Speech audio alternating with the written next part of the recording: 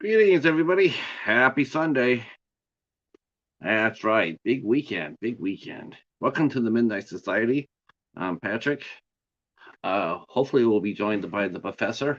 Sure. Star Lord, you can ask me a question. Ask me a favor. Sure. If I can do it, I'll honor it. Yep. So tonight, while I wait for the Star Lord to drop his question down, so tonight is a big night, a big weekend. As you know, Scream 6 dropped this weekend to pretty much generally all acclaim. Everybody seemed to be pretty happy with it. Um, Read a little bit more pushback than I expected to read. I found out that my theory was shot to hell. I want to thank the Night Watch for letting me know that ever so gently. So I asked him. I said, "Hey, Night, so like my theory was Sydney was going to show up um, in the movie." Hello! Yeah, look who's running late. Oh, Right. I apologize, sir. I'm running. That's all right.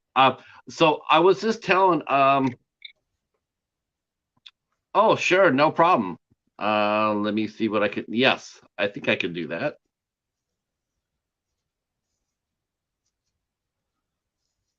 There you go.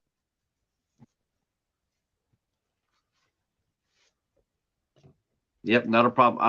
Anthony's here. Thank you so much.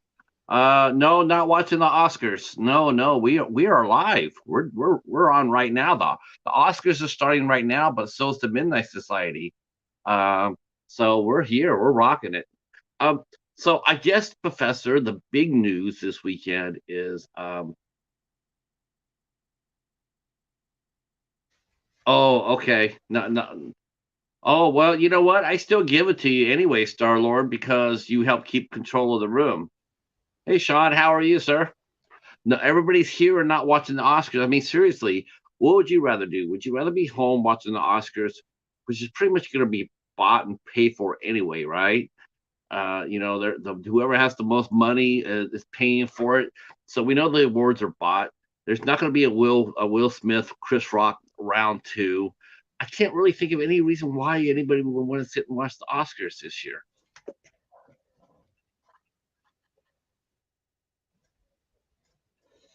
Uh, uh, I see. I take it it's still raining in your neck of the woods today.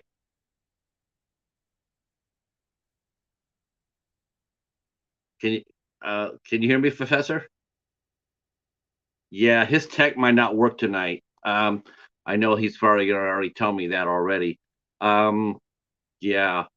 When it gets really, really rainy, like it is in California and where he's at, it affects his tech. So he might not be staying with us. I'm not sure, but it doesn't matter. We'll go on. We'll do what we can do.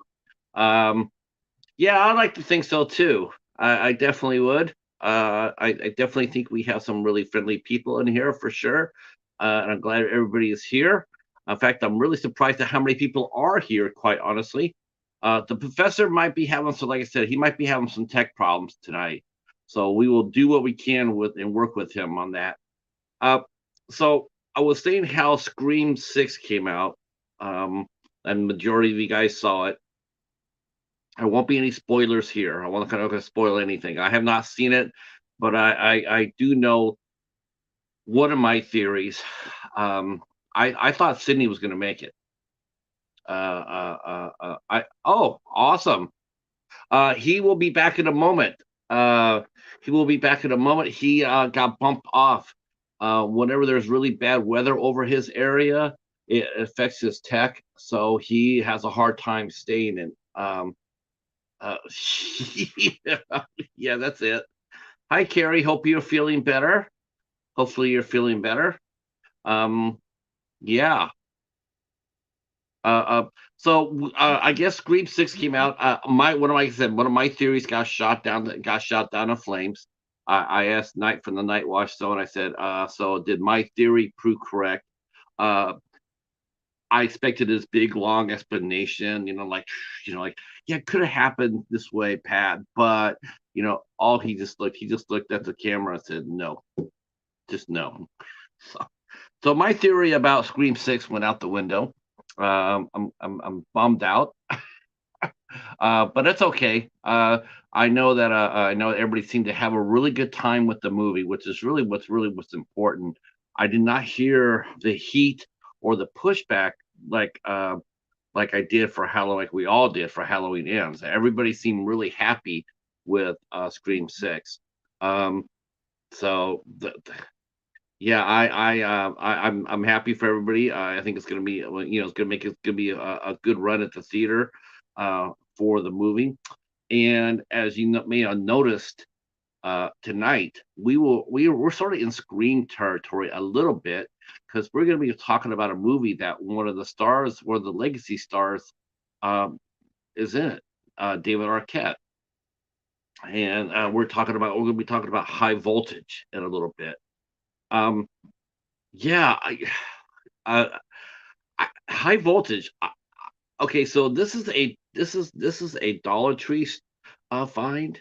Um, and my buddy left it to me, and I watched it. I had never watched it before, and I put it on. I didn't know what to expect from it. I really didn't. I said, it's a dollar. It's it's like, is it going to be any good or not? It's independent. I never heard about it at all. I got to tell you honestly, this is one of the most intriguing, most ambitious movies I've seen in a long time. There is a lot of story in this movie, a lot of story. It is unusually, it's really cool. All right, let's try to get the professor back. I'm Welcome having back. I'm having gremlin problems. My camera Yeah, fell off. My cable disconnected. Oh dear. Should have done a little gremlin cleanup here. it might not have been, it could have been a ghost. Oh Yeah, that's right. It could have been Rachel. Ooh, no, yeah. no, no one, no ghosts. Those ghost Okay, people are freaky deaky people. I see Echo's already starting to come in and start static in here already. He's not even in the room more than 10 seconds. He's already causing static. I know. You can't take an Echo anywhere. Uh, over in Kevin Chaos's chat, blew that chat up. Oh, 10 seconds here, blew my chat up. Thank you, Echo. Echo's dropping death charges. Yeah, yeah. Crazy Echo. So I was just mentioning, we're just talking a little bit about Scream 6, how everybody seemed to really be at peace with it. As far as the movie goes, I mean, I didn't hear any heat coming back on it. Um, the only thing, I think the worst thing I heard was that it's Scream 2. But you know what? They Mm-hmm. never hid that. They said that they were doing a requel. Of course, they're going Mm-hmm. to do Scream 2 for Scream 6. That makes sense. Yep. So yeah, they're taking a page from the Star Wars. Star Wars did the same thing too. They basically remade the first three Star Wars movies with the last three. So that's what they're doing with the Scream movies. They're remaking them. So no. Yeah, that's what I heard too, Carrie. I heard everybody seemed really happy. All the favorite characters came in. Um, everybody had their shining knight moment. Um, it was, everybody was happy with it. There was a lot of gore and stuff like that. So yeah, I think every overall, I think it's been a pleasant experience for everybody. Yeah, I've avoided a lot of reviews. I've only seen two that are spoiler free, and those two say the movie's it's not bad. It's doesn't bring anything new to the table, but it doesn't mess up the series. So yeah. Uh, uh, no, Echo, we're having fun. We're having fun. That was fun yesterday. No harm, no blood, no foul. You're good to go. Yeah. Uh, so well, I thought it was really cool. Even though we didn't plan it this way, we really didn't. I know I didn't. We were thinking about covering a movie for this week, and I picked High Voltage, for us to talk about. And I picked it. And I didn't even think about it until I was watching. Rewatched it, that David Arquette was in it, and I'm like, David Arquette was one of the big stars of Scream, and here Yeah. we are talking about a David Arquette film. So I thought it was a pretty good. It's like, oh, that's pretty cool. I like that. I like the idea that we did that. We didn't plan to, but that's what happened. Yeah, yeah. Um, And if I may just say a side story, to all you fellow collectors that have a lot of movies or have a lot of physical media, uh, try to keep your genres in order because I did have a difficult time finding this movie. I personally have a little Excel spreadsheet where I just add the movies that I own, and mhm. it was there. I couldn't find it. Why, I why don't went you through why don't you my show why don't you show us that Excel spreadsheet? While you're talking about it, you should actually show that spreadsheet like you showed me. oh, I don't have it here. I have it somewhere else. But You have I it could, like you have it in storage. You yeah, have it in okay. Is it like this thick? I think it's like this thick, right? the Excel This sheet. tall. Well, it's getting Like there. this. Yeah. Uh, I mean, when you showed me the paper, the only thing I looked at was I didn't even notice the movies on the paper. The only thing I noticed was 4,118. I'm going like, Jesus Christ, Professor. Yeah. And then I said, well, how many movies do you own? Uh, yeah, yeah. You have a massive collection, sir. Well, I've Massive. been collecting. I've been collecting for a while, and that total that you saw is mostly because I buy a lot of multi packs. So the multi packs might have 10 movies, so Yep, that racks it up. And yep. That I that got counts. the 200 one, which I'm pointing at, but I don't know if you'll be. Oh, there it is. There it is. That 200 movie box set that I got as a gift for Christmas. That's 200 movies just in there. So plus TV shows and other stuff. So that balloons the number.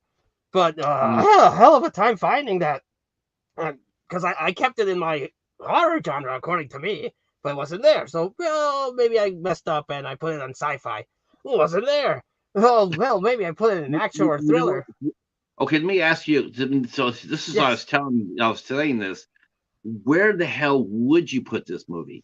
Because this movie could go so many different categories. It's so different.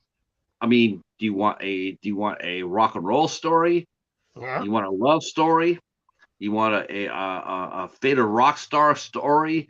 You want a mystery? You want a noir? You want a mother daughter relationship story? You want a ghost story? You want mystery?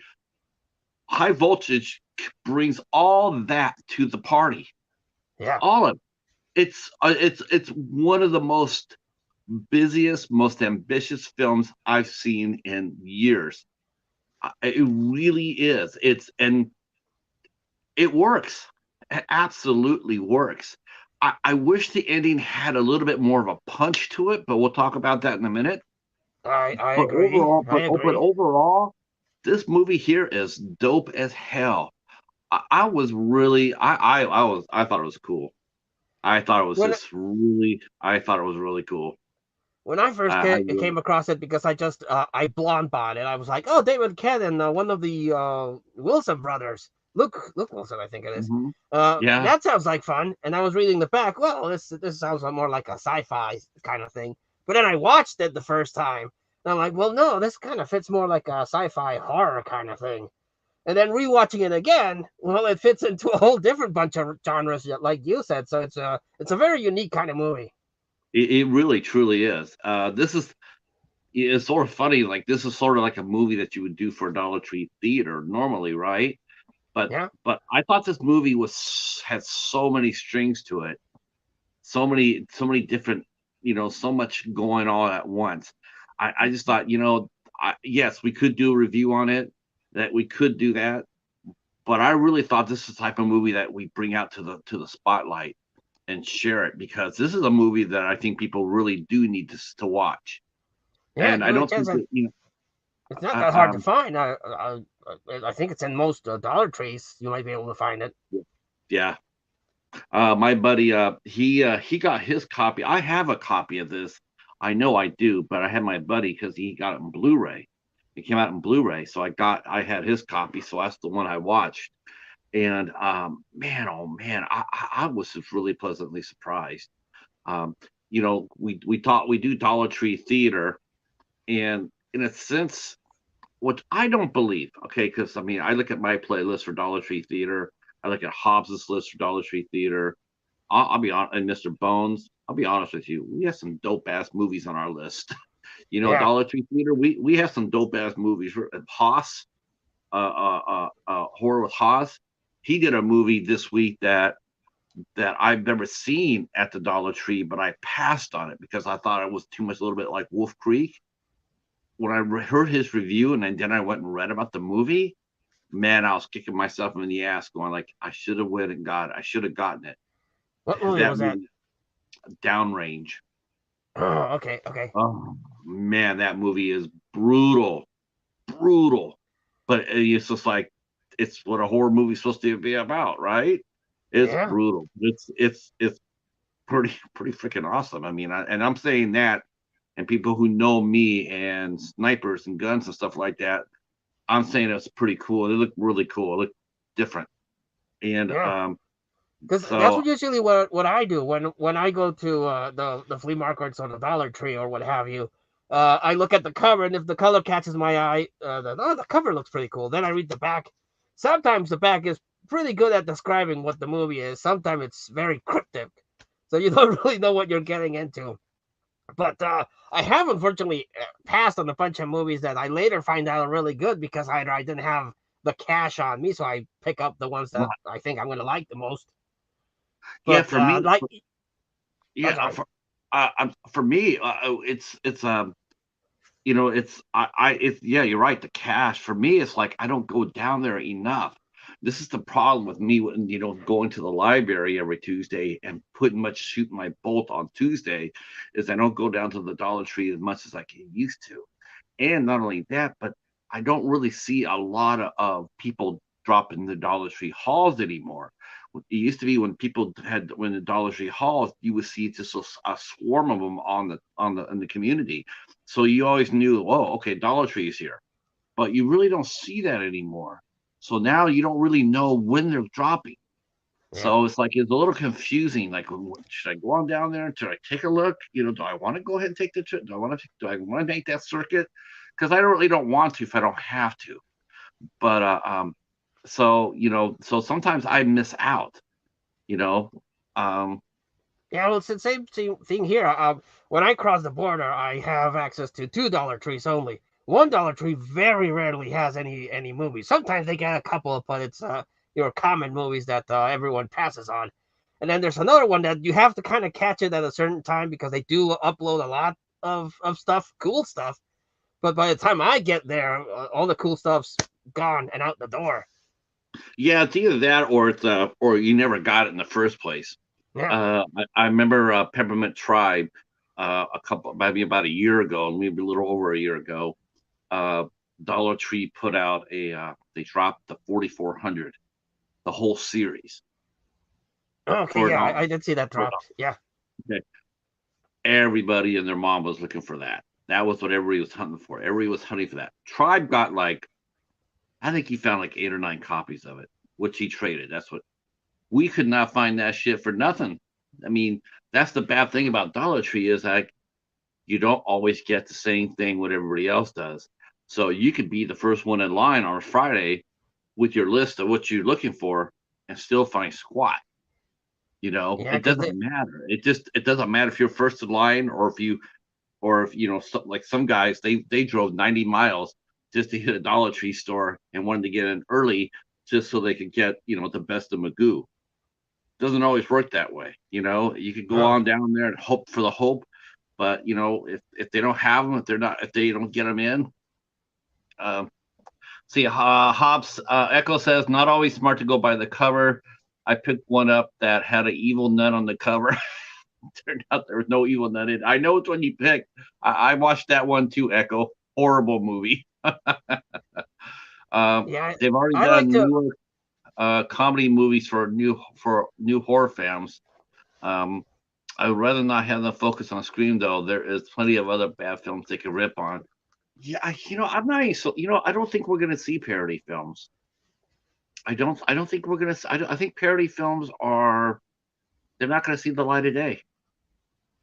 Um, No, I mean, comedy is really iffy right now as a genre. I mean, really iffy.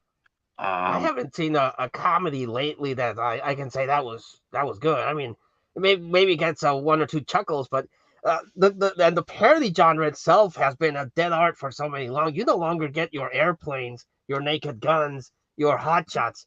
I think what really killed it is that those disaster movies, that epic movies, that kind of garbage that's not really parodying anything. It's just like referencing. Oh, remember Harry Potter? Where here's a Harry Potter scene. And remember Lord of the Rings? Well, here's a Lord of the Rings scene. But it's not parody. It's just reference the movie.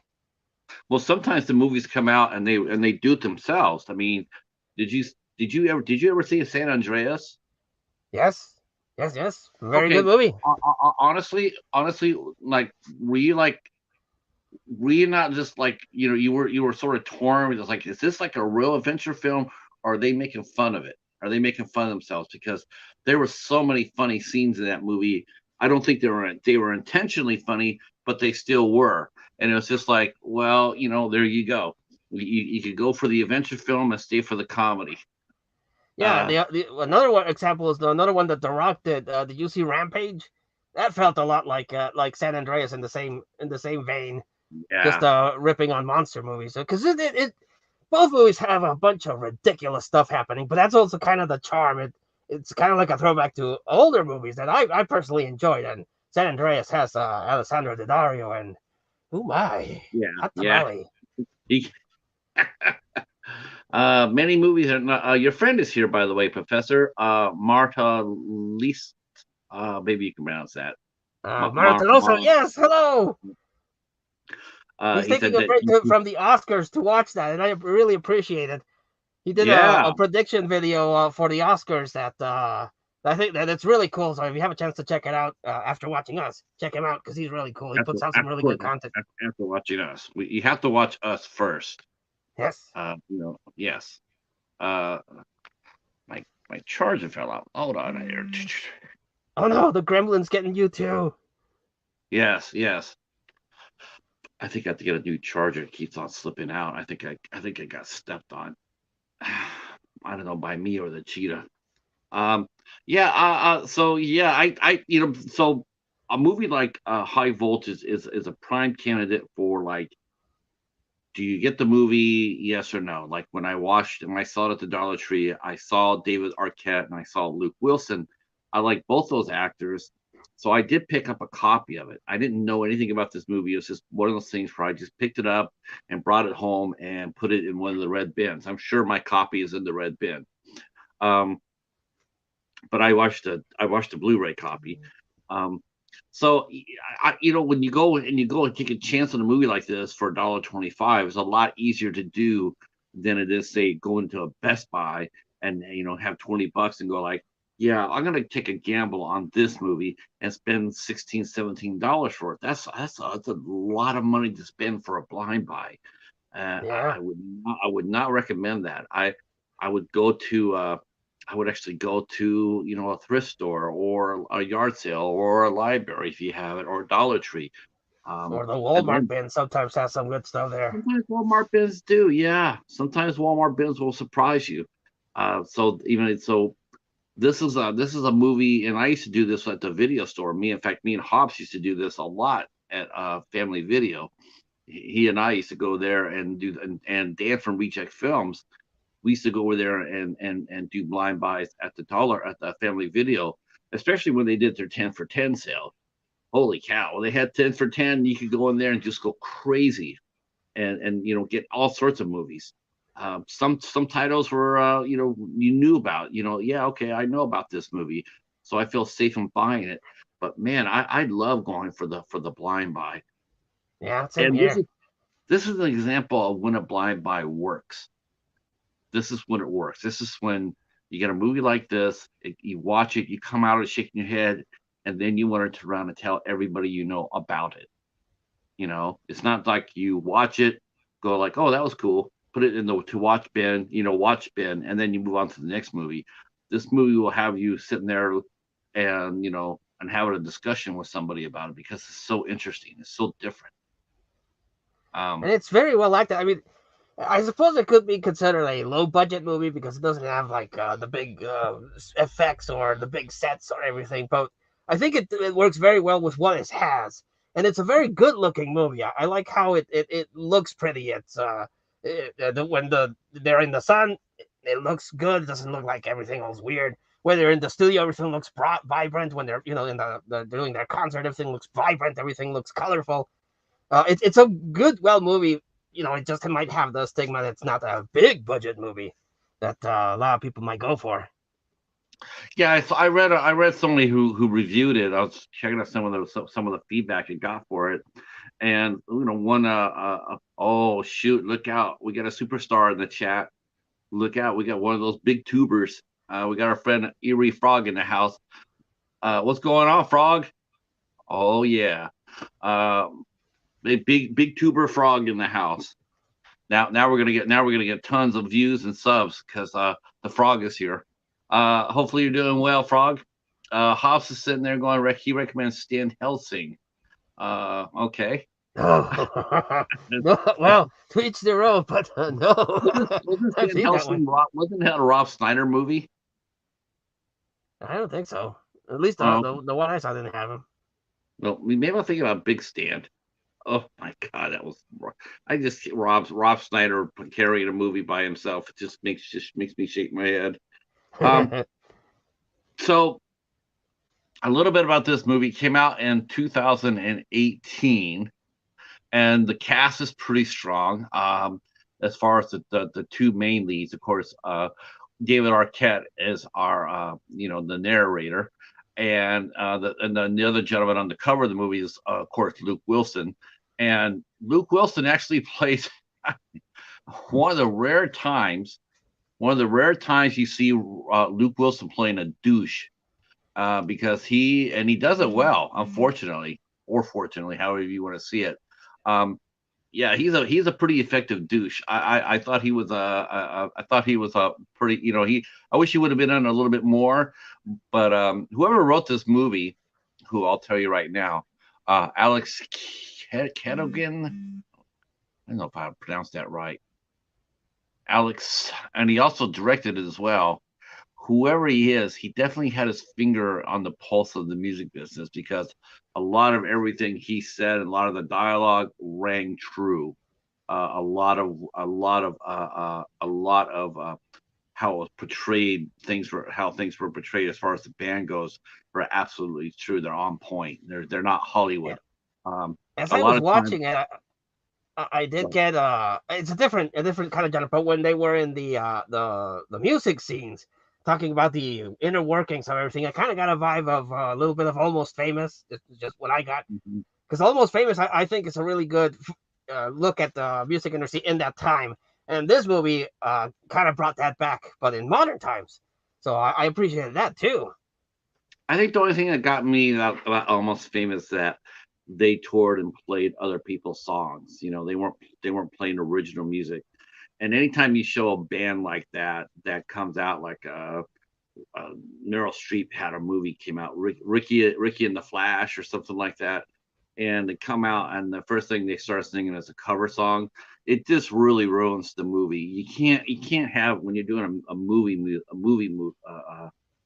music movie, you can't come out and have your big band or what have you come out and do somebody else's song. It just comes across as really weak. It's a cover band, it's a tribute band, and who really cares about that? Because people really want to see original music. They want to see that, and as far as a band being portrayed. And I did have one nitpicky about this, but we'll talk about that in a minute too. Um, so this movie definitely starts off differently. Um, we get a narrator. Yes. We get David Arquette. He narrates this movie, and he plays Jimmy. Um, and Jimmy was once he had a one hit song, a one hit wonder, and he was in a band, and he made a lot of money off of it, but he had a lot of struggles because of it. So he sort of faded. He's sort of like a one hit wonder, living on the royalties and that claim to fame. Um, and he's had a lot of struggle in his career, much almost like David Arquette himself, if you really think about Yeah, it it. actually You fitted know? pretty well because I like the this. It's a very, I don't want to say relatable, but understandable character. He's like he reached the peak of success very early on. He made a ton of money. He got it adjusted to the life, the women, the drugs, the fame, getting everything he wanted. And then life kind of brought him down, and he still yearns for that glory, but things don't go his way, and he's desperate to get that back, and goes Yeah. to well, think we will see. Um, so as what may be, he's still even though he's supposed to be sober and he's staying out of trouble because he's had a stint in jail and rehab, and like I said, a lot of the character of Jimmy it mirrors a lot of David Arquette. So he's having a party, and then he's narrating, about how things are going to happen, and then we meet some of the principals. We meet the other principals in the movie. Um, Also, I just wanted, if I may, just make a really quick observation. What was up with his chair that he had there at the beginning? oh, that chair was crazy, wasn't it? I mean, Yeah, the only thing was missing from that chair, honest to God, the only thing missing from that chair was some melted swords behind it. You yeah, know, yeah. Because that's it's like I kind mean, of this recliner that looks like a throne, but it doesn't look comfortable. At least I didn't think it was. It looked very comfortable. no, I'm sitting there going like, man, the only thing he needs is that Game of Thrones that, sitting there like this, and it's like, well, either that or maybe a stovetop hat. He could have went like Lincoln, sit like the Yeah, Lincoln Memorial. yeah. that chair, that chair, That's what it is. Yeah, it does look like the Lincoln Memorial. You're he right. did. He's all stuck down there. His arms are like this. The only thing he's missing was the hat. Yeah, I didn't catch that. I always saw like that. That is what like the least comfortable chair I've ever seen. But yeah, it's the Lincoln Memorial. I can't believe I didn't catch that. Oh my goodness. Echo saying that you get 100 points out of 100 points because of that T-shirt you're wearing. That's right. Now, is that a U.S. Navy shirt or a Mexico shirt? Navy. No, it's a U.S. one. Okay, I got this one as a present for one of my nice, birthdays. It's nice. nice and warm because it's been raining, so it's gotten really cold. So and FYI, if I disconnect it's because of the weather. So sorry about that. Giving you a heads Um, up. I've done all my magic and every Google voodoo trick I can figure out, so everything should go well like last week. um. Well, we see, and that's another thing too. We see that Jimmy's having a party. There's a lot of people in there that some of the people he knows, some of the people he doesn't. His daughter's there with him, Carrie, and she has nothing but scorn for him, but she's trying to keep him sober. And into the house, we see three musicians come in. We see Zach, who's our drummer, turns out to be our drummer. Then we meet Scott. He's our guitarist and our songwriter. And then Oh, Scott. Oh, that guy. he's talking to Jimmy, and Jimmy's showing him with a guitar. He has a hollow body and a guitar, and they're talking about it.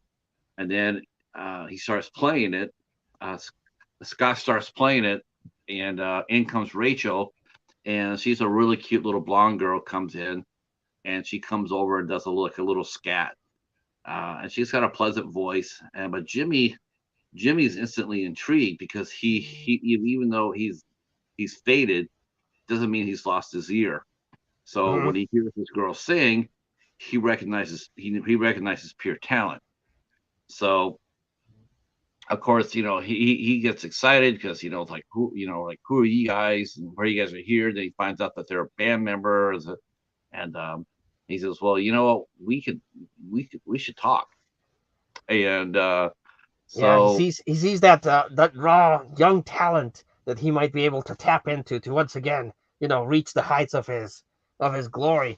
It's very very I want to say again it's palpable. Forgive me if I choose my words wrong, but like he wants this. It's something that drives him. He needs this because yeah, he's also going through financial problems, of course. But it's something like he needs. It's his desire for that. It's not something that he wants or something that he aspires to. It's just something that he needs. He desperately needs this, and it's again, it's a very interesting, like you said, very parallel to David Arquette, how because he even did wrestling in at one point in his career. Oh So yeah, yeah, it's he was just about hit. He was just about right when he got right when Courtney Cox divorced him.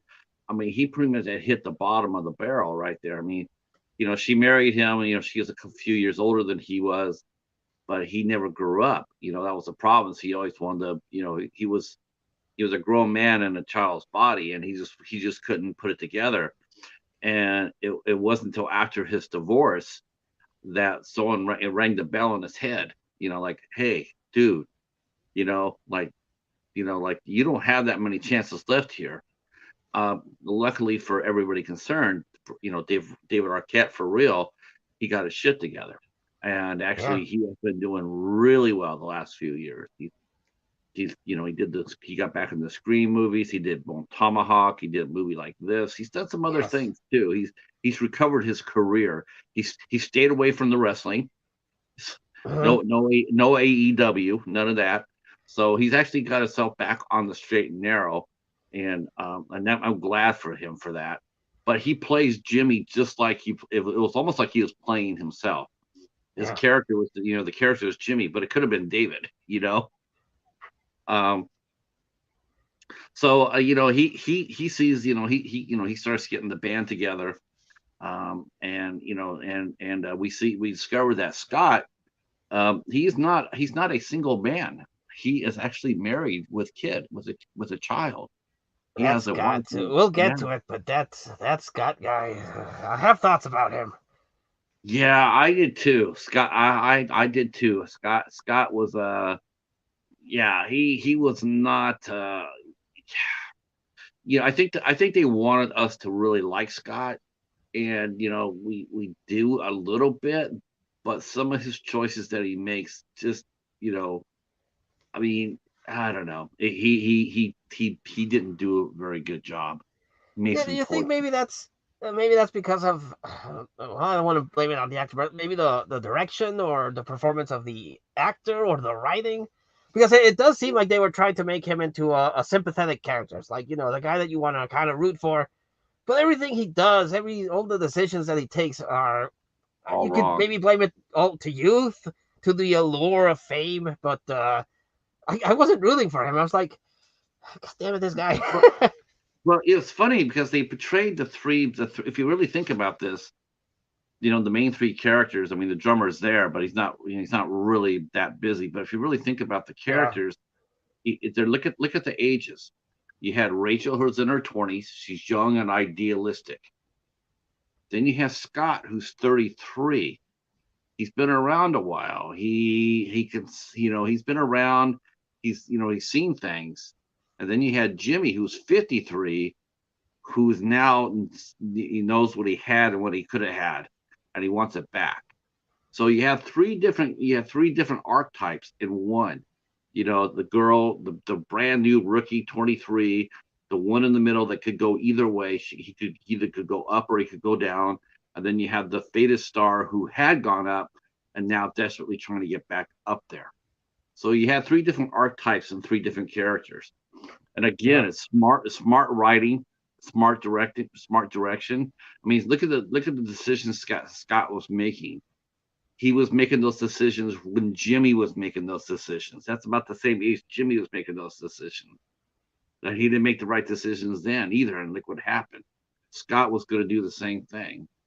It was yeah, and Rachel, on the other hand, is like, again, and this happens too, and I've seen this too. You got the overnight stardom. Before you're out there, nobody knows who the hell you are.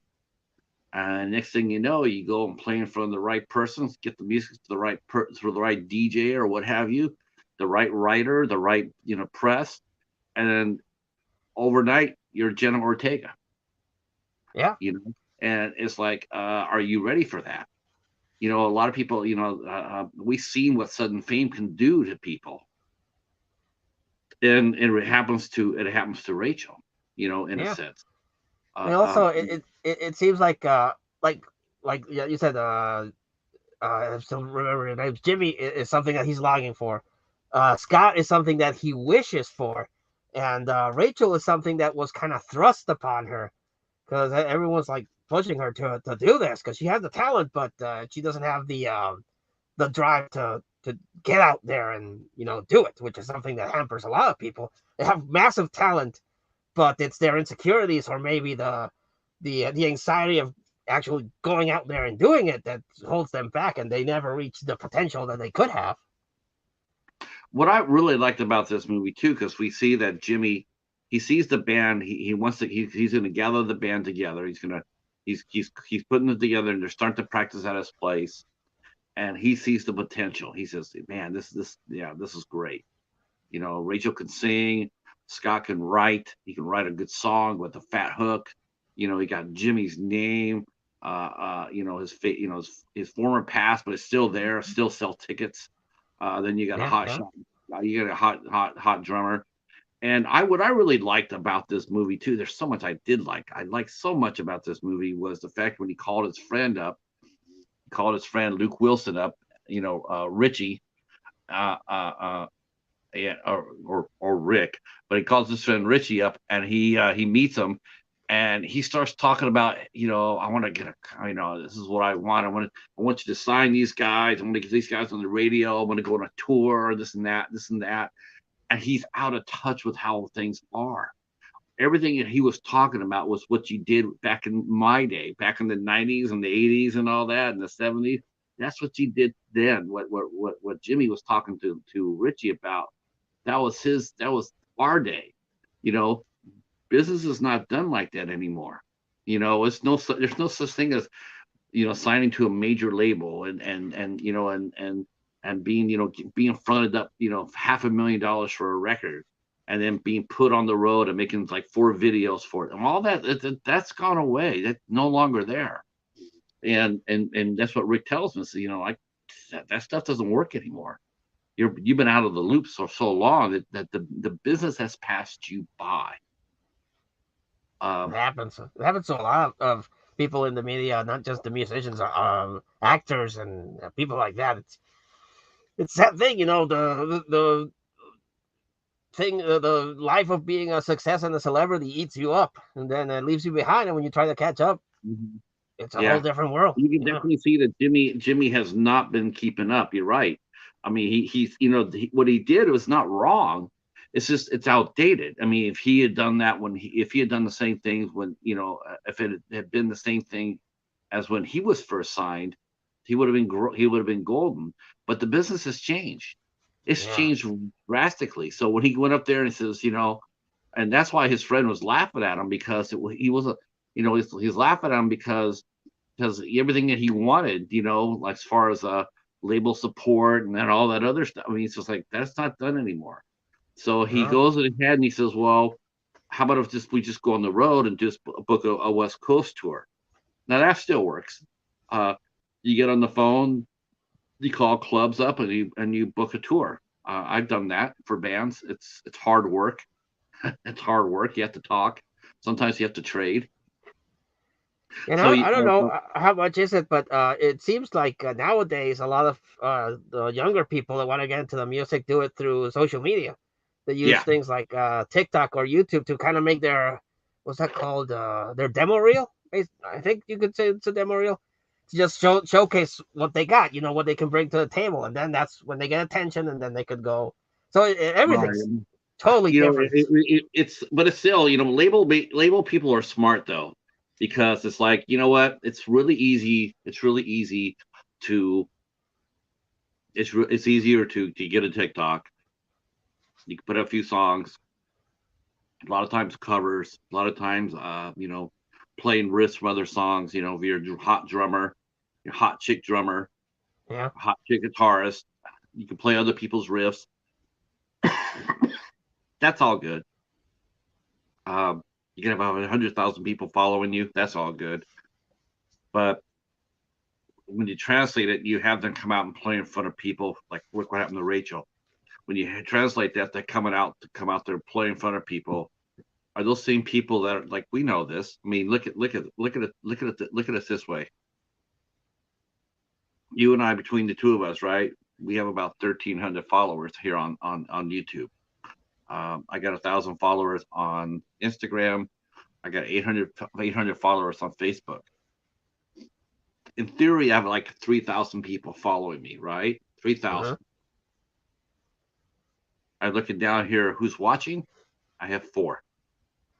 That's the problem. See, you could say you have everybody out there, but it's what you bring to the party that's what really matters. Yeah, I got friends. I'm big on social media, this and that, this and that. Well, it doesn't mean squat if you're not bringing anybody to the show. It's like it doesn't work that way. You got to be able to bring something to the party. And when you're booking a band like that band, if they were just a regular band without Jimmy and his fame, they wouldn't have gotten anything that they got. Yeah, they Like wouldn't have been able to get their foot on the door, no, especially what happens with Rachel. we especially when we see Rachel's mom, we haven't talked about her yet. Rachel's mom is a very controlling, very tightly wound individual, and Oh, not a that pleasant, not a mom. pleasant. You think? Uh, Well, we'll get because she's only in the first part, so I guess we can talk about her a bit. Do you think it's one of those situations that the mom kind of? 'Cause I was thinking of this on the rewatch. She kind of like envies her yes, daughter's youth, her talent, yeah, all the opportunities that she might have and that she won't have. right. I do. I think that's because there's no love in her mom's voice. There's no concern for that. Here's Jimmy saying, we're going to go on the West Coast for 14 days. We're going to do 12 dates and 12 shows in 14 days. There wasn't a, well, okay, well, who's watching, who's watching you, are you going to be okay? What do you need? It was hers just standing there being really hard and brittle, about it. Like, I don't think this is a good idea. I want to know. I want to go see it. I want to follow through on it. But there was none of that motherly love. It was more. You're right. It was more like controlling and Uh-huh. if anything else. And we saw that with Rachel because we see the first time that Rachel sort of resists a little bit, but not too much because her mom has that much sway over her. Her mom's sitting there controlling her, as far as that goes. Um, and Jimmy still has enough clout. He still has enough clout. He gets their tour, and I know a lot of people are, you think about it, they got that old crusty ass van, loading the gear in the van, and you're thinking, well, Jimmy's famous. Why didn't he just get a bus? Doesn't work that way. Does Uh, not work that way. Um, sometimes a faded band, sometimes they can get a bus, sometimes. But I've seen bands that have played in front of 10, 15, 20,000 people come back down and come out back up. When you last saw them, they're in buses. Next time you saw them, they're in vans. I've seen that with no names. yeah, So I thought that, I mean, the authentic, this movie is very authentic and it plays just like a rock band, like a rock and roll story. It really does. It plays like it's a band, it's like you said, like Almost Famous. It seems very much like a story about a rock and roll band on the way up. What's going to happen to it? Are they going to achieve fame? What price fame? Will they be able to survive it? I mean, it really does play like a drama. It yeah. doesn't play like anything else at that time other than like a drama and a rock and roll and a rock and roll one at that. That's because I was enjoying it. I was enjoying and it's something that it seems to be like a lost art sometimes. Like that you're actually building up characters, so you give a damn about them. Mostly, Yeah, some movies just have like your jerks, and you can't wait for them to get picked off, or just unlikable people in general in movies. But when you take the time to develop your characters to like see what motivates each one of them, and then the bad stuff starts happening. You're kind of like, well, oh man, I kind of like them. I don't want bad things to happen to them, and I don't know. It's just something that a lot of movies don't seem to get, and that's something that threw me off the first time I watched it. Because again, I look at the cover and it has David Arquette and Luke Wilson and electricity, and the back says it's an electric kind of horror movie, and I'm looking at it and like I'm enjoying this, but it's a drama. Yeah, Yeah. So I mean, based at this point, we're you're just like, okay, this is so cool. We're here and we're hearing Jimmy talk about like the way he's narrating. He comes across more like a noir character, like a yeah, detective, like a bad guy, and the ones that like in Body Heat or the Postman Rings Twice or Sunset Boulevard. You're hearing that voiceover, and it adds that noir mystery hook to it. yeah. So so Rachel's mom decides to go with them, and they start their tour. They go on there and they start their tour. Now they're in a van, they're a beat up van, and not by the river, uh, but they get inside this club, and very realistic, loading it in the back. Um, uh, playing. Jimmy has just enough of left of a name to draw people in, so they're not playing in front of a they're not playing in front of a 10,000 people the first time out. They're playing on a small club, probably middle slot, probably on a Hmm. Friday night, and they're going to get peanuts for it. Yeah. Um, and then the only thing that caught me, and this is just my nitpicky, as I mentioned earlier, is my only nitpicky. I had this, like they go ahead and they get ready to go out there, and the girl has stage fright. Rachel has stage fright. Um, yeah, I have never seen that before. I've never seen stage fright.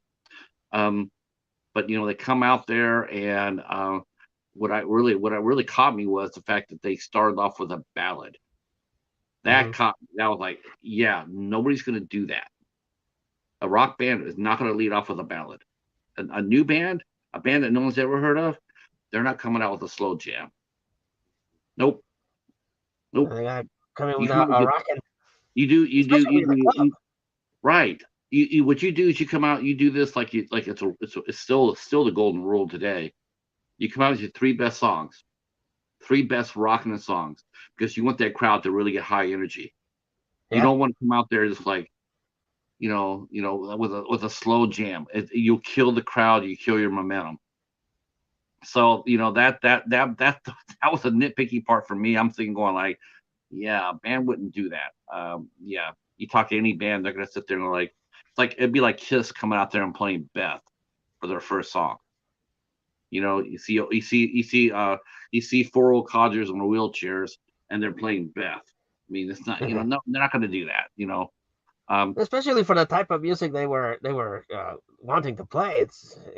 Again, I didn't notice it, but it does seem like a rather odd decision to start out that way.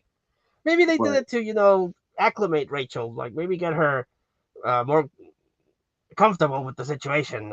well, I Maybe. mean, that's why they practice. You practice your set list. Like you saw every band, what they do is that they get together and they go over a set list. They say, okay, what songs do you want to play? And they write, they practice their set list, and then they practice it with a couple of additions here and there, because you want to play the same set every, like, if you play in Portland one night with 12 songs in a row, you want to play the next night in the same set. You want to go ahead and mix it up, keep the crowd guessing. Um, So, do so you think? Question: Do you think the stage fright was something that was inevitable, or that was made worse because the mom was there? I think honestly, I think it was there because her mom was there. Because I'm thinking to myself, like when they practiced at Jimmy's house before they went on tour, her mom wasn't there and she was free to be herself. That does happen to a lot of young people. When they do play in front of their parents, they do tend to lock up, because it's the parents, for Christ's sakes. And Yeah. so I'm sure Rachel comes out there. She's never played in front of a live crowd before. The club was a pretty decent sized club too. It looked like a 300 or 400 person venue. So and the spotlight was dead on her. For one thing, I mean, Jimmy should have said, don't do that. I don't want the Hmm. spotlight on her. Spotlight on the drummer, spotlight on the songwriter, and then slowly let her get it, get acclimated to that.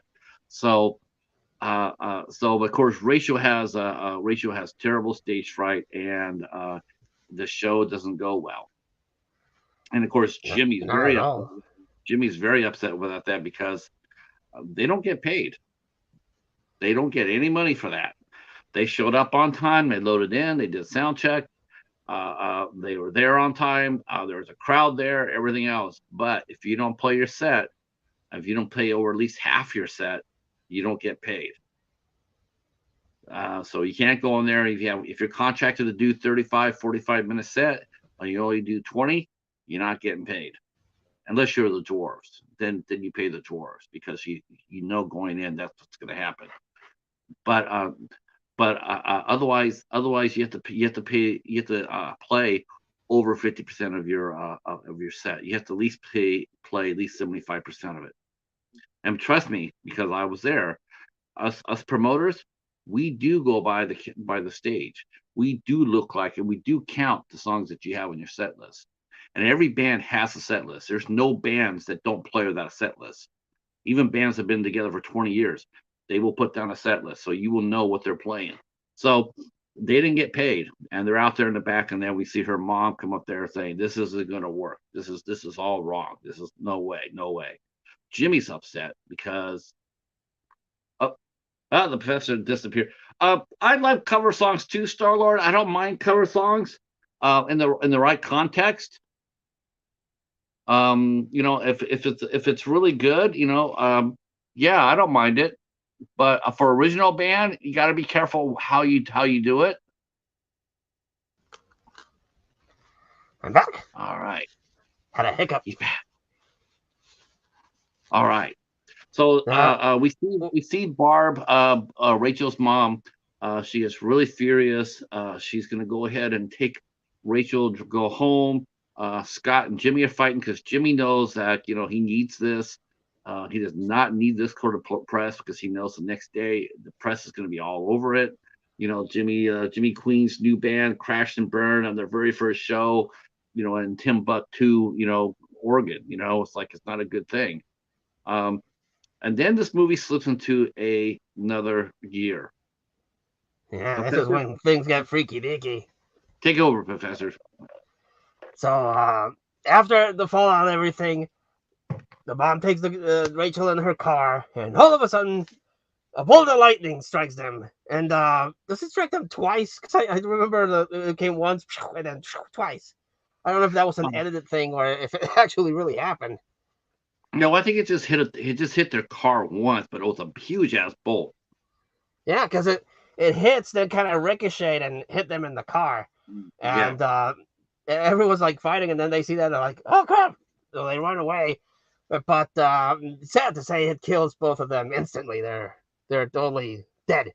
They take them to the morgue, and we got a little bit of narration, and all of a sudden Rachel gets up, and she has these gnarly scars all over her body, and we'll get to it. But there's a very big change in her attitude. And do you happen to have the name of that actress? Yeah. Her name is. She sort of reminded me of Chloe Moretz. A little bit, yeah. Yeah. Her name is Allie. Allie. Let's see. Allie Gonino. Because she I think she does very well. Because I want to jump into it, but there's a very, very noticeable shift in her character after her resurrection. Because Rachel, at first, she's shy, she's very mellow, and then, bam, shit hits the fan, and it's a totally different performance that she gives. It's a very, very cool when someone can pull that off, that they can pull the shy, innocent person and then go the other way. So that I thought that was pretty good. A very good actress. I would like to see if she's done any more stuff and track it down. Yeah, definitely would. I thought she was good too. You could definitely. I mean, I thought she did fine. I thought for the role she played, I thought she played it very well. You saw her character, and at the time I was watching it, it's just really didn't make much sense to me until later on, until we get an idea what really happened, and then even that was weird as hell. Yeah, But because yes, at first I thought, as things are developing and her character starts to shift, at first I interpreted it as like, well, she came back. She literally came back from the dead. So that might have been like a motivator to like, oh crap, I almost died. My mom died. Maybe I should, live this short life that I have. I almost died. I might as well go full into it and live my life to the fullest. That's what I got. Then we'll go that's what I into it. got too. Initially, I got that too. I got that too. It's like she comes out there. She comes out and she's bold and brazen. She starts drinking. She starts smoking. She does all the things that she was the antithesis of what she was before the lightning strike. And it was Yeah. just like, okay, why would a lightning strike do that? And you're like, okay, well, you never know.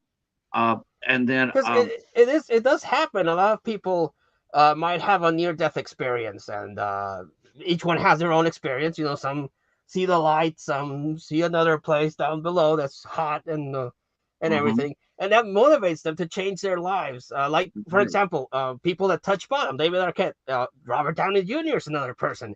They touch bottom, and you can't go any more down. You go up, and people that have near death experience again, something that was proposed by Saw, John Kramer.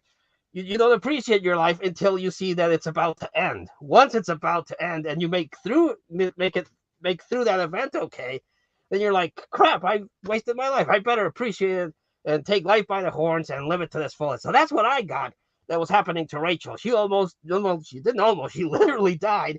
And she was like, well, I better, take advantage of my second opportunity and go for this. But unfortunately, it something else comes happened. with this also, when I saw this, when I'm thinking about this, it's sort of like I was trying to think of what this reminded me of, the situation, and because Rachel comes back and she needs, she's almost like well, she comes back. She definitely comes back as a vampire. It's very vampiric, but it's not. It's the same sort of, like she needs energy to survive. She needs energy to at first she needs that energy to live. And so then we see the outcome of what happened to her. Man, Yeah, okay, I was not expecting that. yeah. I This mean, is when it starts getting into the horror aspect, because wow. like you mentioned, she still wants to be part of the band, and someone offers her a drink, and she's like, "Oh, sure, blah blah blah," and it was like, "Well, you didn't used to do that before," and like, "Well, I do Mhm. now." And then she starts even dressing differently. She starts dressing more seductively, more sexy, Right. and she meets up with a guy, and they start making out, and when he kisses her, a bolt of electricity happens, and she's like, "Oh, I like this. I like this a lot." So she takes the guy and smooches him, but he basically kills her. Oh no, she kills him, electrifies him. But then she's got all these really cool electric powers. Her eyes glow, and she's like, Right. a new surge of energy is coming over her, both physically because she has electricity in her body, but Yeah. also in the way that she actually feels more. Yeah. Yeah. Yeah. Yeah. Yeah. Yeah. She gets that energy bolt.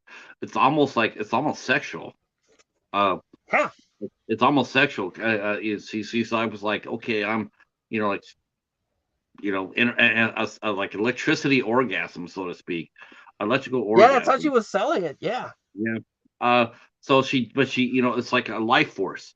Life force. The same Yes. thing. This energy vampire. She came down and she take your life force from you through electricity, and that's really what sort of reminded me of this too. Though she didn't walk around naked, um, but No, no. but it was a different twist because I'm sitting there, sitting there and this thing, oh, you see that, and all of a sudden it's like, holy shit, she just cooked that guy, she microwaved him, so then it was Basically. just like, it was just like, okay, so what just happened here? What the hell? But in a good way, in a good way, because they didn't drop the drama. We still seeing drama. We see Jimmy trying to recover. He's still trying to get over on his friend. He's trying to get his friend to hook up, help him out. We see We see Scott going back to his wife. Um, After the disaster of the tour, and they see Rachel's demeanor is a lot more confident. They do actually go and play another gig, and she rocks it out right away. She just Yeah, she's like, hell yeah, here I am. She belts out songs, and she's just 100% changed. So Jimmy totally. goes, And the way that she acts again, she comes out very seductively, very was a rock alluring, star. and she sings very well. Yeah. Did the actress actually sing, or what do you think it was? I don't know. That'd be something I would like to find out. I definitely would like to find out. What exactly what their roles were. I didn't see that. Someone sang for the young lady or not. Yeah, But because she the definitely first she time I definitely saw carried it, herself well. She yeah, definitely yeah. let's see her name Allie. I'm not sure if Well, anybody's seen for Allie or not, but she definitely she looked like she knew what she was doing up there. yes, because Don't know if that's the first time I saw it, I didn't check out the special features, and I didn't find my DVD copy. I had to look it elsewhere. It's on Tubi in case anyone wants to check it out. It oh, is okay, Tubi. good. It released March 10th, and Okay. which was very lucky for me that it was there. But I feel you. I feel yeah, you. it's a very cosmic thing that I can't find my movie. Oh, it's on Tubi. Well, there you go. And but so I, I wasn't able to check the special features to see if there was any behind the scenes thing I on didn't have on any on special her. features on my copy. I didn't have any special features on mine, and so maybe I'll have to go back there and relook. But I didn't see it on mine. It I had hate it when they do that. screenshots. I hate it It when has they don't screenshots. include any special features. Yeah, me too. Me too. You gotta have special features. Um, But yeah, very beautiful voice. I must admit, and she really sold it. She really sold the singing. If it was lip singing, I think she did well. If she was actually singing, my goodness, how is this girl actress singer not bigger in the world? yeah, she was like I said, she was very darling. She's very much like Chloe Grace Moretz. Very much had the same look, Uh-huh. same body type. Same demeanor. I mean, I can definitely see, so and that's not a knock at all. That's to me, it's high praise that she was able to come across as that because Chloe Grace Moretz is a fine actress. Um, but she comes back full of confidence. She kills the guy. And she leaves the bathroom, and we see the husk is there, and whatnot. Um, That's the the only band's thing go ahead. that's my one nitpick is that I don't think they use practical effects. I think they used a CGI mask because Yeah, every one of the people that she kills kind of looks the same. yeah, There's no yeah. variation. No, I do think it was this cause of. I think that was the cost of the budget. The budget was low. You have a feeling like someone like David Arquette and especially Luke Wilson. They're doing it on scale as a favor. They're not expecting too much out of it. Because Luke Wilson's an A-lister. David Arquette may be a B-lister, but he's still got our name recognition there. So he's still got heavy hitters in your film, and they're still going to get paid. So I do think the budget was limited for that. You have to pay for the talent, and I think the effects were not the very best, but it didn't take me out of the movie at all, not for a split second. It didn't take me No, out. no, that's just like I said, what little effects it does have because you can see the budget in other things. It's more like the things surrounding the movie, the sets, the lighting. I love the lighting in this movie. I think the lighting is very cool. I like Yeah. that. It looks good. It looks like an actual film and not like Jack Frost 2, which looked like a TV special that we talked about before. And even Yoda. I've seen a couple of other movies that don't look as good. I don't know what it is, but I think it does very well. Just and the electricity effects I think work out pretty well, and they I do thought the have electricity was well. I don't think yeah. they It's should have. just I that don't that think they should have mask. did that. The only thing I probably would have told them not to do because I don't think they had the budget to cover it really well I would have probably told them not to put the veins on her arm, like she had her veins. I would have probably told them not to do that. And the other thing was the electricity in her eyes, like the shade of purple. I didn't. It's like, if you're gonna do that one right. But if you can't, don't do it. Like I like the Oh, hands, like showing electricity in the hands. That was fine. You got your point over. With that, I actually I kind of liked the charred veins because she's essentially a zombie. So I I kind thought of she was like more that. of She's a, like a I thought she was more of a vampire though. yeah. Well, Hi, Aunt. an electrical vampire does make more sense, but she's basically a dead thing that came back to life. So I kind of like that they gave some indication that there was something not I, right I with didn't her. know till later. I didn't know till later what happened. I mean, I thought she just, some people have come back to life off of that, drowning or electricity. You can bring them back. Sometimes you can bring them back. So I thought that's what happened. I thought when she got in the hospital, when she was brought back, I thought that's what happened. I didn't realize until later, until we find out what really happens to her. Which was really, really fucked up. You felt Yeah, really nothing but bad for her. But you didn't find that yeah, out yeah. until later what happens, and then She couldn't get a break. then it makes sense. Then it makes sense. Yeah, Um, and it also so explains the change of in her attitude yeah, because we'll get yeah. to that. Uh, so of course, the band is back together. Rachel's there; she's confident. Um, but Scott's marriage is in shaky trouble because, and we see how Jimmy manipulates Scott by sitting there saying, hey, we need you to come over, and Scott says, hey, I can't. I got to spend time with the family. And then Jimmy says, well, that's all right. I'll just call a friend of mine to come over and do your part, and he's basically acing them out. You come over now when I tell you to, or you're gonna not be in the band anymore.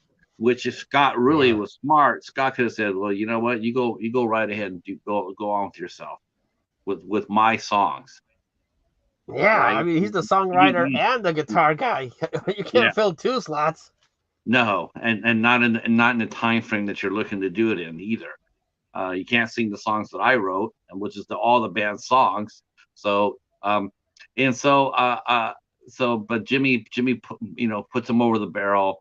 He makes him jump. Leaves his wife. His wife's very unhappy. Carrie's very unhappy about that, and he goes and he sees slowly but surely that Scott and Rachel are now attracted to each other. Well, he's attracted to her, but we know now that she really is not attracted to anybody.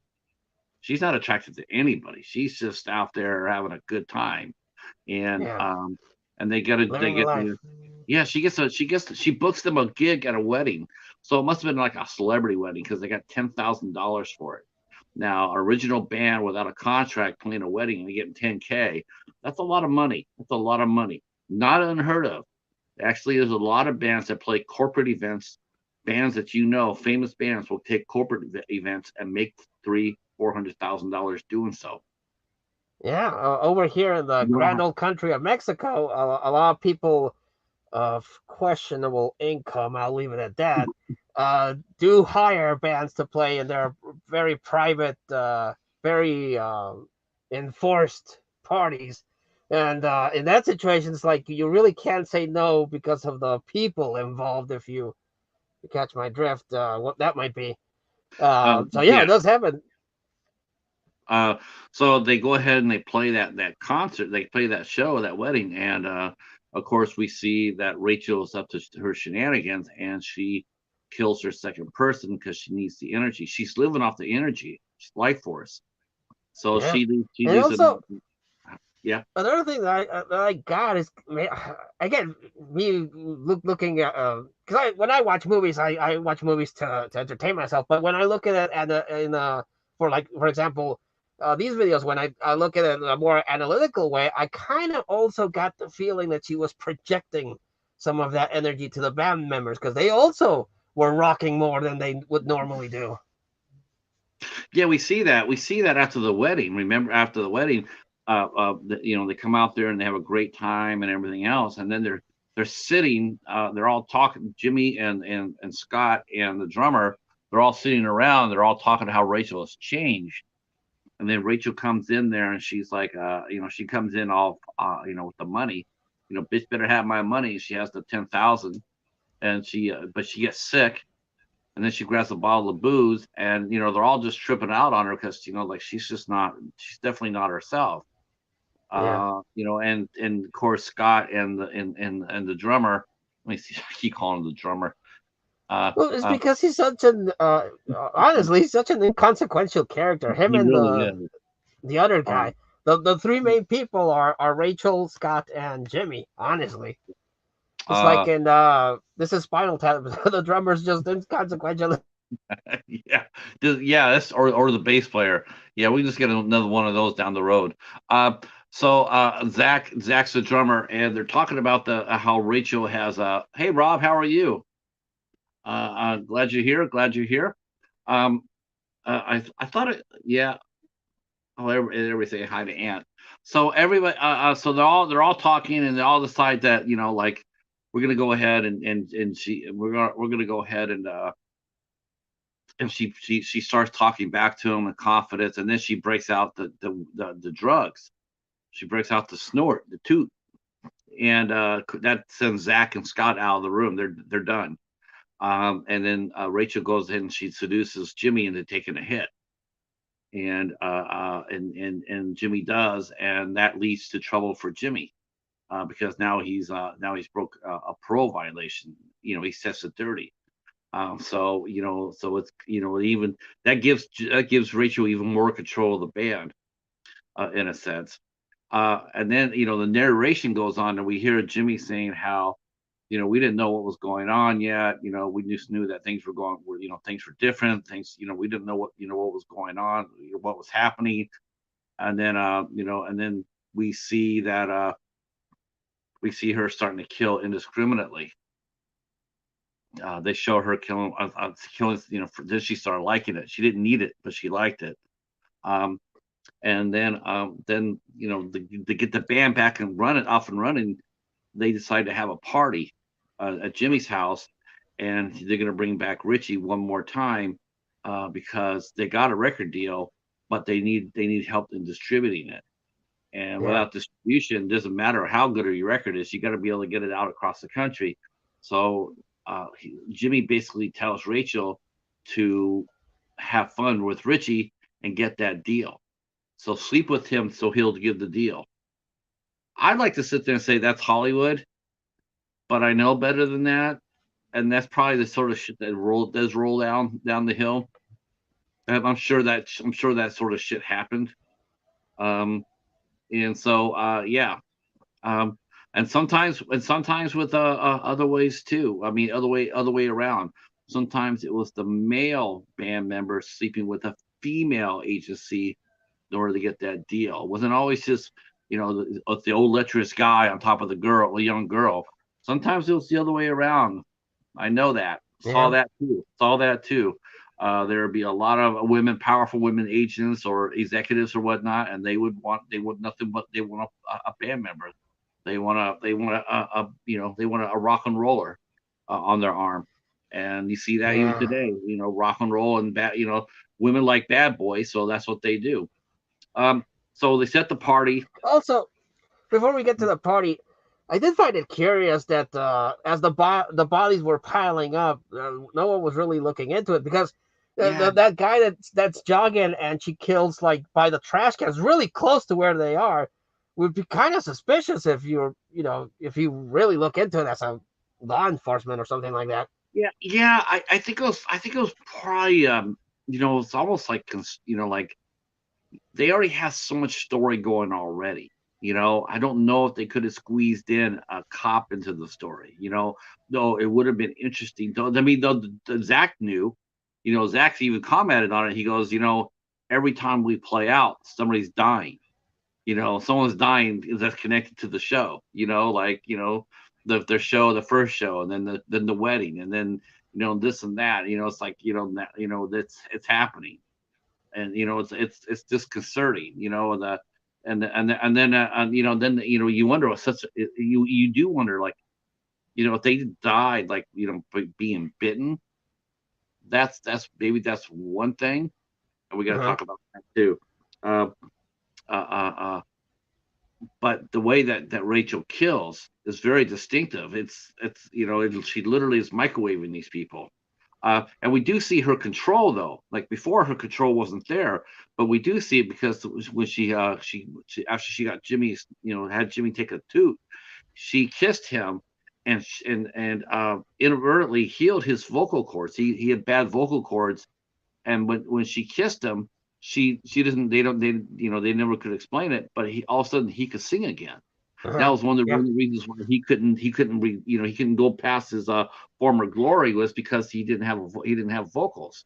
He could still play, he could still network, but without a vocal, well, if, without your calling card, you're not going to go very far in any sort of comeback. Yeah, booze will do that if you're a singer. You party too hard, drink too much, and bye vocal cords. Definitely.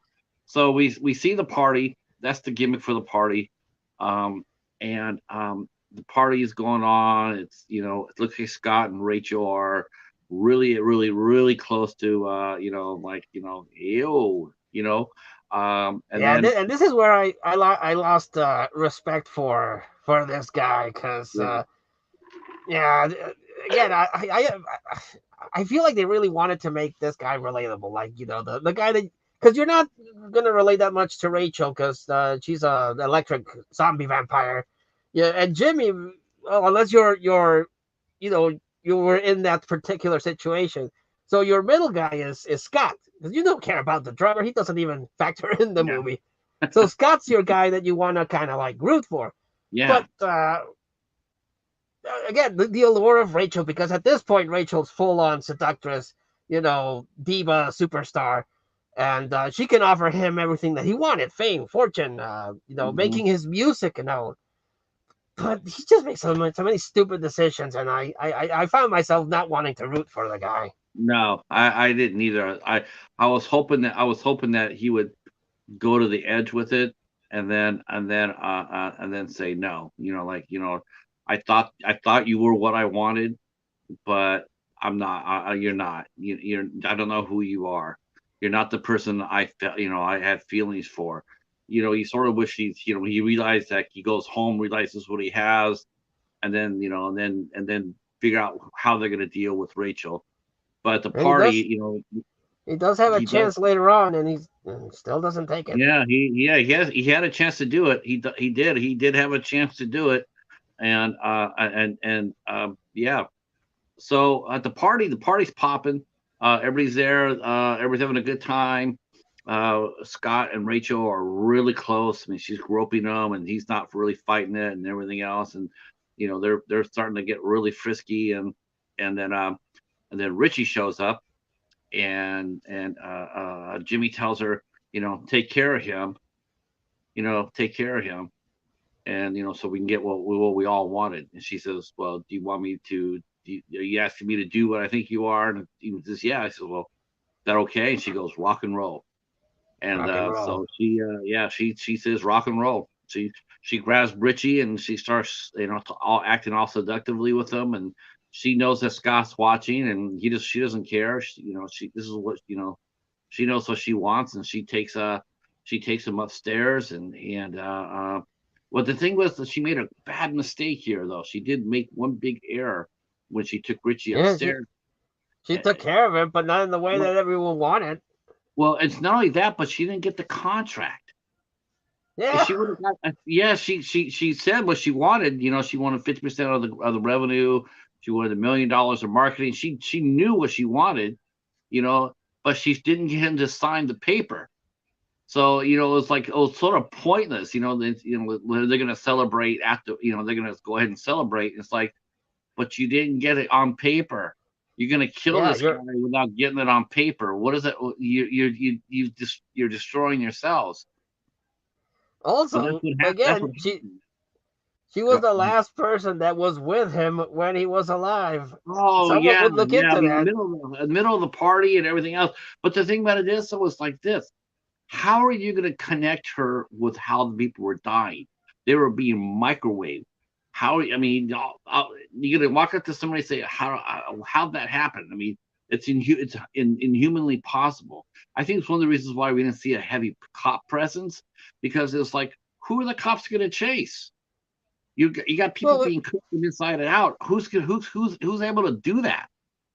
we have seen I in other movies that the cops are like, well, what's the one connecting thing? Well, the only thing we can find is this band was playing when all these people were dying. Well, let's look into that. Yeah, But no, I do think it would be a detriment if this started including police involvement. It would be yeah, just something more to take away from the situation between the Scott, Rachel, and Jimmy. right, right. I think you're right. I think it would have been a little bit too little, too late. Uh, hey, Mr. Bones is here, Mr. Rock and Roll himself. That's right. That's right. Our good friend Mr. Bones is in the house. Um, Hello, chat. By the way, I recently discovered because I had before I had YouTube and StreamYard running at the same time, so I can look at the comments. But I don't know what I updated or what I did there for because now I can see the comments within the StreamYard feed. So I thought that was pretty cool. oh, good, good. Um, yeah, she goes up. Yeah, she right. She goes up there. She kills Richie before getting the contract, and then comes down. No one hears Richie die. Nobody goes up there to see him. I mean, the stench would have been terrible. I mean, he got cooked Yeah, basically. I mean, it's just like that part is just like I wish it would have been written a little bit more tighter. Like it would have made more sense for them to leave the house and then have that happen. It would have been totally more plausible than to have him yeah. go upstairs, get fried, and then her come downstairs and say, "Yeah, it's done," and yet not have the contract done. And it was just like, that was probably, it's like, yeah, I just wish, you know, um, so then, Or if she was in this seductive mode, like give him a little taste, of what might happen. Have him sign the contract, and okay, I have the contract. Now meet me, I don't know, in Mhm. a hotel or someplace, and then kill him in there. She was working against herself. Was she clouded because of all the drugs and the alcohol and everything, or was her need No, to feed we, more important? I yeah, well, don't know. we find out what is driving her. Oh And boy! we're gonna find out what's driving her right after she seduces Scott, and Yeah, Scott allows himself to get seduced. That never works well with a noir film. Whenever time no. you have the hero go to bed with a femme fatale, nothing ever good happens out of that. And so Scott, he gets what he wants, but she shocks him, but not doesn't kill him, but she shocks him basically into stupor. And then she She turns just around and tases him, and yes, take that picture, um, takes the picture, and so there you go. So now now she's got leverage on Scott, and that works well for her as far as band control, because it's like, well, now you're gonna do pretty much what I want. Otherwise, who knows where this picture will end up at? yeah, because Pornhub, I got OnlyFans. the name guy under my thumb, and I got the songwriter under my thumb. Mhm. I don't care about the And drummer the again because drummer, he's yeah, the drummer, you gotta know unconsequential. the drummer. That's to him. So I got the two main guys. Yeah, we can get a drummer anywhere. So then we see that after that happens, and then next thing and she's talking. Scott's talking to his wife, and they're basically he's trying to beg her to come out and watch them play in front of their biggest show. They're gonna be playing a tribute show after Yeah, Richie their got big died of break. a heart attack. Jimmy arranged it so that he supposedly died of a heart attack, even though he got microwaved. And his face I tells. would have loved to seen how he would have did that. How would you explain the face again? And it's a special effect that maybe came on afterwards. But if you're looking at the movie, you see his charred corpse. How are you going to sell it as a heart attack? See, No, no, no. now if they would actually would have been a little bit clever with this, what they could have did was this: every time she was killing, she was getting better at it. And to me, it's like, why didn't she just take her finger and basically shock his heart? She could have killed him like that. Made Yeah, it look like a real heart attack. This this electrical discharge interrupt the heartbeat. No one would ever know. No one would ever know. do you think maybe they? they added. Well, obviously, they did add the effect afterwards, but you think maybe they did it just to spruce up the horror a little bit more? Yeah, Like, oh, look yeah, at the charred body. yeah. I They don't did. think it would have needed it then, I think what the hell. I think because it's not a good when the effect. I think the twist was horrific enough. That's what really got Yeah, me, with a twist, because there always is a twist. Um, I thought that was really, um, so Scott's talking to his wife saying, "Hey, come out to this benefit concert," and she says, "How am I going to do that? The baby and everything else, and it means a lot to me. This is my big break." And it really looks like they're getting, Carrie's, look like they're reconciling. And then we go to the big concert, and of course Jimmy's been been narrating the whole thing. This is like she's getting more and more twisted and dark and everything else. And yeah. so they go there for the big concert, the big finale, and they talk to each other, and then Carrie shows up with a little baby, and then right away, as soon as you saw her come through the door, you just going like, okay, how is she gonna tell Carrie what she's been doing? That's gonna happen. Yeah. That's gonna happen. There's a So he reason why couldn't. she took that picture. Right. She took that picture of him sitting down there all passed out with his junk hanging out. Um, and so they, and like, well, how'd you get here? And this is, well, Rachel helped me. And we're going like, oh boy, that's not good. That's not good. And Scott, he knows himself that this is not out of the goodness of her heart. No. He says thanks. Like he's real quiet about it. It's like thanks. Like okay, like when's the other shoe gonna drop?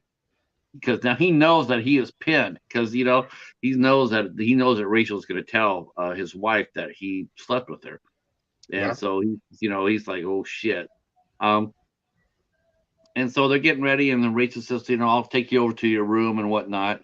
And so they leave, and they're all nervous, waiting to go on. And then And then what was that? What was with that room? That Hall of Mirrors room? Is that actually a oh, that's thing? Or that's dressing room. That's par for the course. Probably the oh, venue okay. they're playing at. Yeah. Yeah, we sometimes she had like we had to provide a mirror a couple of shows. They the performer wanted the full length mirror. We had to Uh-huh. provide one. We had to rent one out, or someone brought one from home or something. We had to provide it for them. Yeah, but And that seemed very weird to me because it literally looks like a Hall of Mirrors, just mirrors, mirrors, mirrors, mhm. mirrors all over the place. Well, I What thought what she happens was going to next? do. What I thought she was going to do. I thought she was going to have. I thought she was going to have what happened all on the mirrors. Like she was going to put the picture of what she did with Scott all on the Oh, mirrors. okay. Like that's what I thought was going to happen. And then, hey, Mr. Dan and Katie are here. Hi guys, how are you? Hello. Hello, How are you hello. doing today? This is a much better than the Oscars. Heck yeah. Um, yeah, hell yeah. No one's Uh, getting uh, slapped in this one. so then we see the twist. Then we see the twist. I didn't see it coming. Never saw it No. coming. Not once. Wow. Professor, talk to us about that twist. What a twist. Well, it appears, or at least as much as I got it, is that when the lightning hit the mom and the daughter, it did indeed kill them. But again, I would like to hear your thoughts on it. But I got the impression that the daughter and the mother kind of like fused, but the mother was the more dominating aspect of it because the Yeah. switch in the personality and the recklessness and the mean streak is because the mom was in Yeah. control. She was in the Yeah. driver's seat, and Yeah. I like how they did that because when she first comes back, you do see a shot of Rachel looking over her body like all concerned, and then she starts laughing, which didn't make much sense. Now they show it the twist, and it's Rachel crying, but it's the mother that's laughing her ass off because she's like, ah, this is gonna be awesome, and everything was the mother, and I'm like, what? Nah, A I simple was like, personality shift. holy shit. It was like a Sixth Sense type of switch. I was like, or trading places, it's like trading places. Huh. But you're right. It was her. She was more dominant, and she basically, I got the sense that she killed her daughter. Toward the end, her daughter just like started crying and she faded off.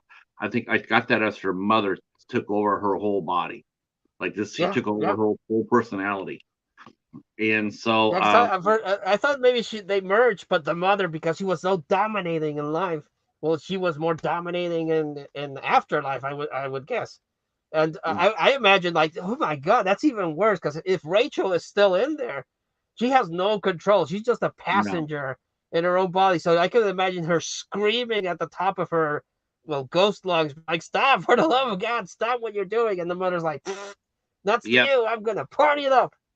Which is yeah, again why I thought that whole I'm that partying up. whole jealousy thing would come up. How, oh, you daughter of mine, you have all these opportunity, all the talent, and you waste it. Well, now I'm gonna take that for Right. myself. Yeah, she killed her daughter, or her daughter's ghost. A little remind me a little bit of Haunter with that. And then she turns around, and then she shows Carrie what happened with Scott, and she expected Carrie to be all defeated, and Carrie Mhm. was not. And I actually thought for a minute there, I thought right there, I thought it was gonna be a fight right there. I thought it was gonna be like, okay, she's gonna like throw some water on her or something like that. These two are gonna go at it. And I did not expect it to be such a one-sided thing. I didn't expect that to happen. I really didn't. I was like, okay, well, because Yeah, because basically the mom, who was played by before she was killed, played by Perry Reeves. Her mom's name was Barb. So now we see Barb basically. She strikes back and she kills Carrie. She kills Carrie. She microwaves her. and I felt bad because there was that moment when Rachel kisses, well, Barb kisses her, and she's like, "What are you doing?" I would expect that would be the moment. It's like, "Get off of me!" Pow, pow, pow, pow, pow. Right, But then she right, kills her, and I'm like, well, that's even more messed up, because now, especially what happens later on, because now, what about the poor baby? She's still in the carriage, right. And the and and the, now her and mom's she leaves. dead. Yeah, she leaves the room and leaves. At least she didn't kill the baby. They Well, didn't do that's actually that. why I But expected she would do that, yeah, but I I guess did she too. already got her fix. I was waiting for that. I was actually waiting for that. I was thinking, Yeah, just today's go like, world, as she's babies just aren't walking immune now. away. Yeah, as she's just walking away, be like, oh, out there.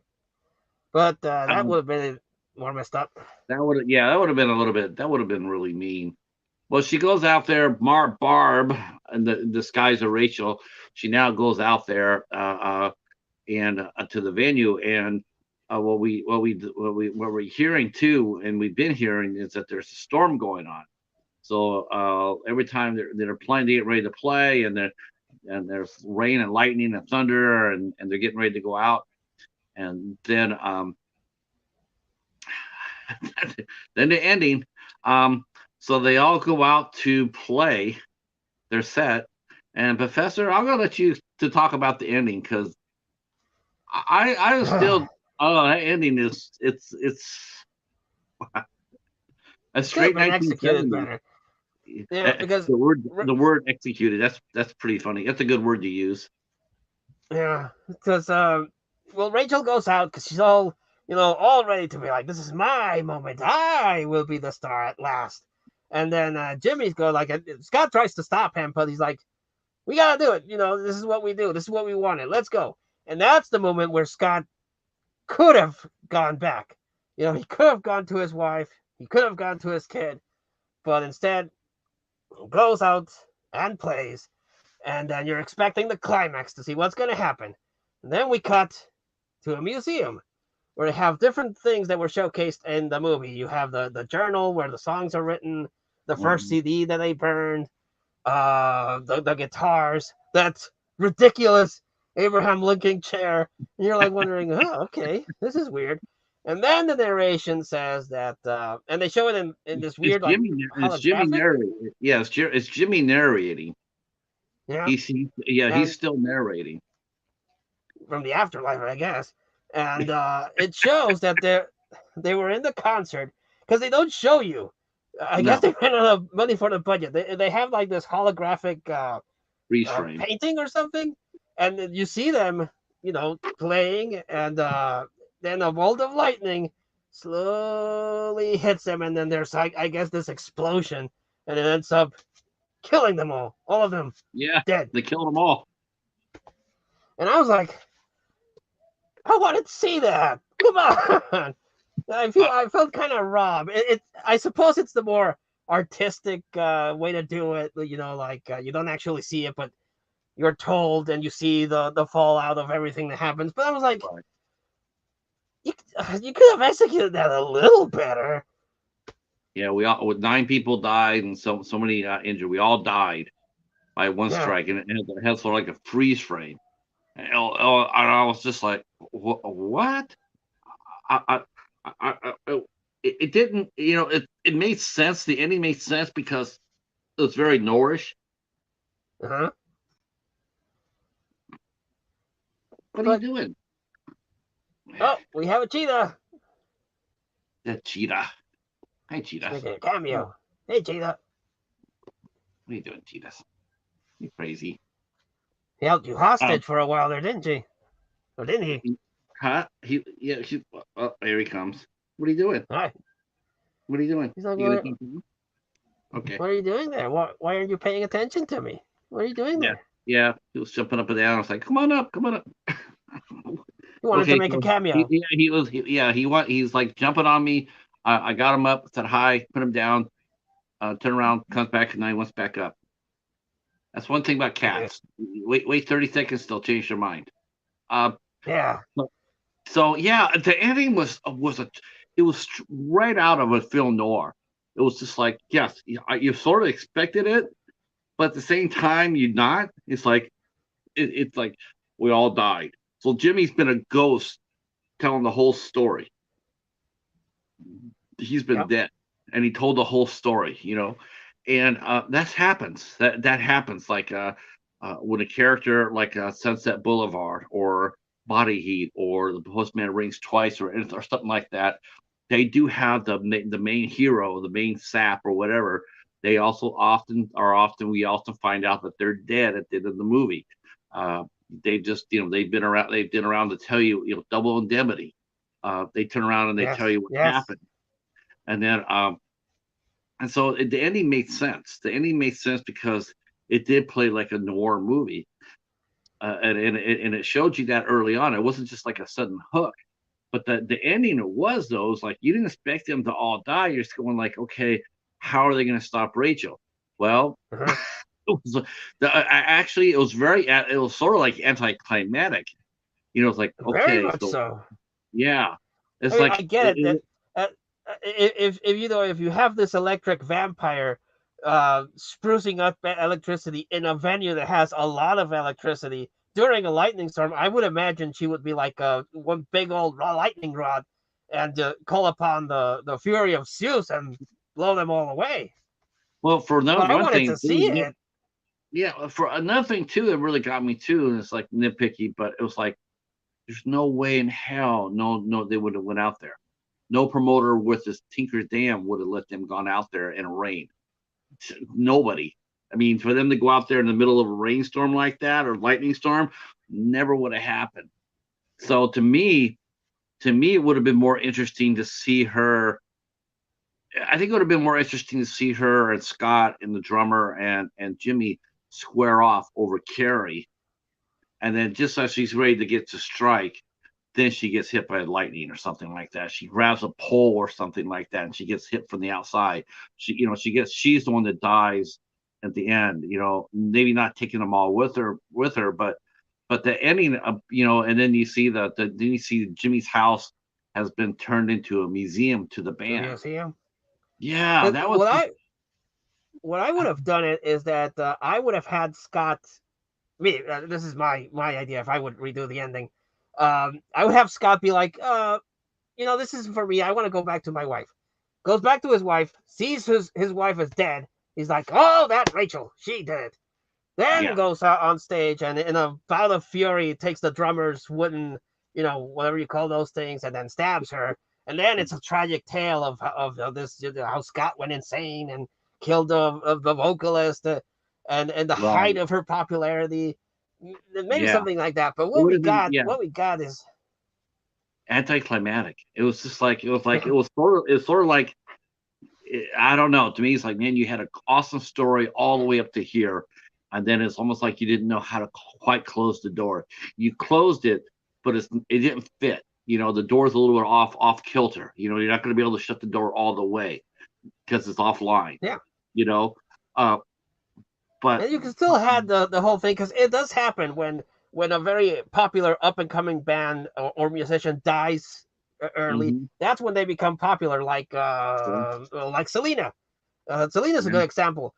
She started her career, and it wasn't after. Well, she was already popular, but when she died, that's when a lot of people started getting into her. So but you could have still had that. Scott kills Rachel, and Jimmy dies as a fallout, and then still have the museum commemorating a band that almost was. But yeah, everyone dying off screen kind of rubbed me the wrong way. yeah. It almost like it felt like he took us all the way to the very end, and he just couldn't quite close it. Though I did like, Yeah, I thought the end. I mean, look, this movie, like I said from the beginning, me and the professor both have said this is a very ambitious movie. I mean, seriously ambitious. Um, so many different storylines running through it. Like I said, I haven't seen a movie like this in for I can't remember when. There's so many different plot lines through this movie. You don't know how to watch it. You don't know. You like I said, you could watch it as a drama. You could watch it as like a marital drama. You could watch it as a rock and roll. You could watch it as a mother daughter. You could watch it as dynamic. You could watch it as a supernatural horror or science yeah. fiction. There's so many different ways. I can't really think of a movie off the top of my head with so many different stories which way you could go with it. I really can't. It's the High It's a Voltage is it, a very unique, very ambitious film. it's a very very multi-genre kind of movie. And yes, if you get really nitpicky, there's a lot of things that you can pull. Yeah, But just as a movie itself, in this bizarre multi-genre kind of thing, I would recommend it. And again, it's I not would something too. that's going to cost you a lot. You can watch it on Tubi, so you can check it out there. It's a I've seen it still in a couple of Dollar Trees, so you can find it there. So you give it Yeah, a watch. definitely. I would highly recommend it, and I really really want to look into that actress because I was really taken aback by her performance. And Yeah, she was I mean, very I am charming. curious if she legit was singing because her voice was pretty very pretty. Let me take a look at her, see what she's done anything lately. She has done. She's been busy. Okay, she did High Voltage. Wow, she's in an episode of Power Rangers. Hell yeah, my kind of girl. Really? Yeah. Well, yeah, she's got an interesting little yeah, she's got a little interesting credits here. See You in Valhalla, The Preacher's Sin, Leopold and His Fiction, Cowboy. Don't know what that one is. She was in Scorpion. She guest starred in an episode of Scorpion. She starred 6 episodes of Are You There, God? It's Me, Margaret. Uh, she did NCI, and then she did an episode of NCIS New Orleans. Okay. Um, Ring in 2019. Tempest Desert in 2020. Then she did an appearance in The Rookie last year, 2021. Huh. Well, she So has been in a bunch of stuff. she might be doing nothing since 2021. So she's gonna be really young. I bet you she might even going to she might even going to college or something like that. Yeah, or took a break because of the pandemic. It happened to a lot of people. Yeah. They were hitting their Yep. strive, and then the pandemic hit, and it kind of put a kibosh on a whole bunch of projects. Yeah, she's got 29 different. She's had 29 credits, so she's been busy. So And so yeah, she's a cute girl for definitely cute. Um, Yep. yeah, I would. Yeah, she'd be someone to talk to. Maybe I'll have to send her a note. Yeah, you can reach out to her. I gotta sit there and say the acting. Um, like I said, I wish they would have gave Luke Wilson a little bit more to do. Featured on the cover, to help sell it. But I really wish that Yeah, it would have been nice to put her on the cover, or give Luke Wilson a little bit more to do. But I thought the acting was really good. I really enjoyed it. Rachel did play. Allie played Rachel really well. She does come I liked across. it. Yep. Uh, David Arquette, I also liked his performance. I thought it was he really sold the notion of this guy that's just desperate to do anything for fame and reach again oh, that popularity. And it's the other one I didn't much care for again was the drummer. He was just completely inconsequential to the story. And Scott just came off as like I did not root for him. No, no, I oh, didn't. okay. So I felt bad for the kid. yeah, yeah, he's gonna grow up without parents. Um, Yeah. so yep. Hello, Frostbite here. Is that Frostbite as in Frosty or Frostbite? I'm thinking it's gonna probably be Frosty. Uh, it looks like a gaming name. I'm not sure, but hello. Um, well, Professor, the Yes. ball is now in your court. Um, Not to put you on the underneath the clock or anything, but well, you're taking over the reins next week here on the society, and I'm just dying to know what we're talking about. Well, could Ah, do Superman. No, we're not gonna do Superman 4. I was gonna make that joke again, but no. were you gonna say Superman 4? Oh man, that I would be was, I was, but no. We already established that's a no. Uh, God. You know there what is. though? You know what? I would do it. If it's on Tubi, I would do it. I would be. Of course, it would be 2 hours of me just sitting here crapping on it. But no, I would do it because that movie sucks. We do Uh, have a movie on the listing, but that's for a future project. But yes, you we did are mention working that you hard at saw. that. You did mention that you saw one, and that I would genuinely like to get your thoughts on the Jurassic games. You did a review of that, and I just saw it recently, and I Yeah, dug that you know what? movie. You know what? I'll definitely watch that with you. I really liked that movie. I thought that movie was a lot of fun. Yeah, Ryan Belgarten. He was. I don't know what he's done since. I know that I think that was his first movie, and I was actually talking to him on Twitter when I first saw that movie. And the thing that it was, what my mistake was I talked to him. I saw that movie as a screener, so I never thought about that. I thought I had because I watched it, but I thought I had owned mhm, a copy of it, and I didn't realize till afterwards that I didn't. That I saw it on a screener, so I missed okay. it when it was at the Dollar Tree. Um, but yes, the Jurassic Games would be a hell of a show. Yeah, because I before that I saw another movie called what was that movie called? Oh, I don't remember. But it was also about dinosaurs, and that one wasn't that good. But then I saw the Jurassic games, and I was kind of like, I'm not gonna lie, I was going into it expecting the same kind of quality. But no, it's pretty good. I was genuinely surprised at how good that was, and the effects miles above any of the other dinosaur effects I've seen. I mean, it's no Jurassic Park or Jurassic World, but I still think they did pretty good. Well, it's really funny. Just talk about a short ass, small ass world. So one of the leading ladies in this movie of Jurassic Games is none other than Perry Reeves, who played the evil mom here in High Voltage. Oh, that's right. I didn't recognize her. Yeah. See, it's a perfect segue. She went from an Yep. evil electric zombie to an evil corporate lady. And this movie also has Ryan Merriman in it. And Ryan Merriman, this is the first time I saw him play a bad guy.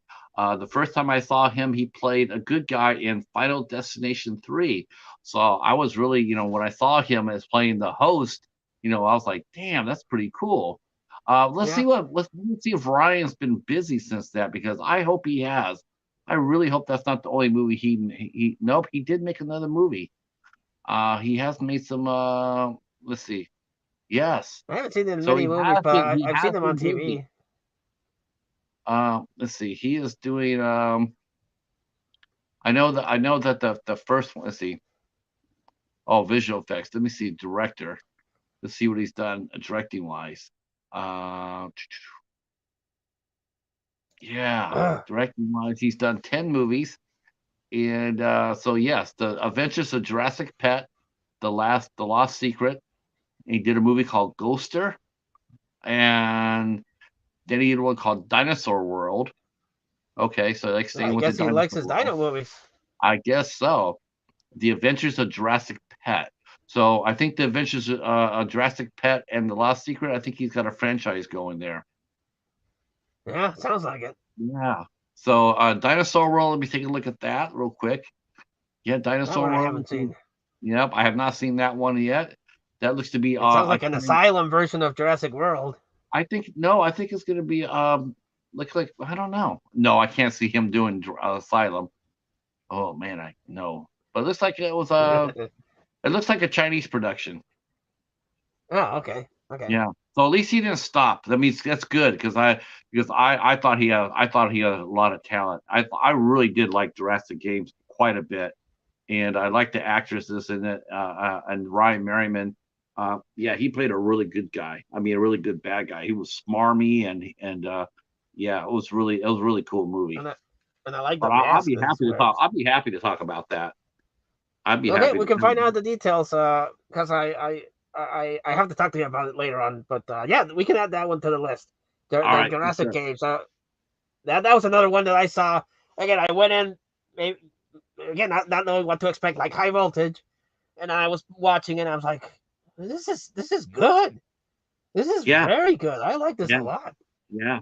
Yeah, I liked it a lot too. I was really surprised. I was like, damn, that's some good shit right here. Because most of that, most of those movies they're just done, like you said, the asylum, but this one had a lot of heart to it. It was really cool. Yeah, they even had some cheetahs in there, saber cheaters. And Yeah, so yeah, yeah, they had some saber cheetahs in there, and really cool, I thought. I would be happy to talk about the Jurassic games next week. Hell yeah, perfect. let's do it. Let's do it. We will be getting to our other movies too. Let me tell you, we should actually know by next week about that, and depending on the answer, we will be either doing it the week afterwards or toward the end of April. I will know for sure by next weekend. We will be talking about the two movies that we want to talk about. Yeah, because there's I, another I, one. I use Superman 4 as a joke because I know you don't much care for that one. But you did mention another option, and it's now on Tubi, in my Tubi anyway, Grizzly. I would also like to tackle ooh. Grizzly. Oh, man, I really like to tackle that too. Grizzly is a badass movie. You got it on your Yeah. side now?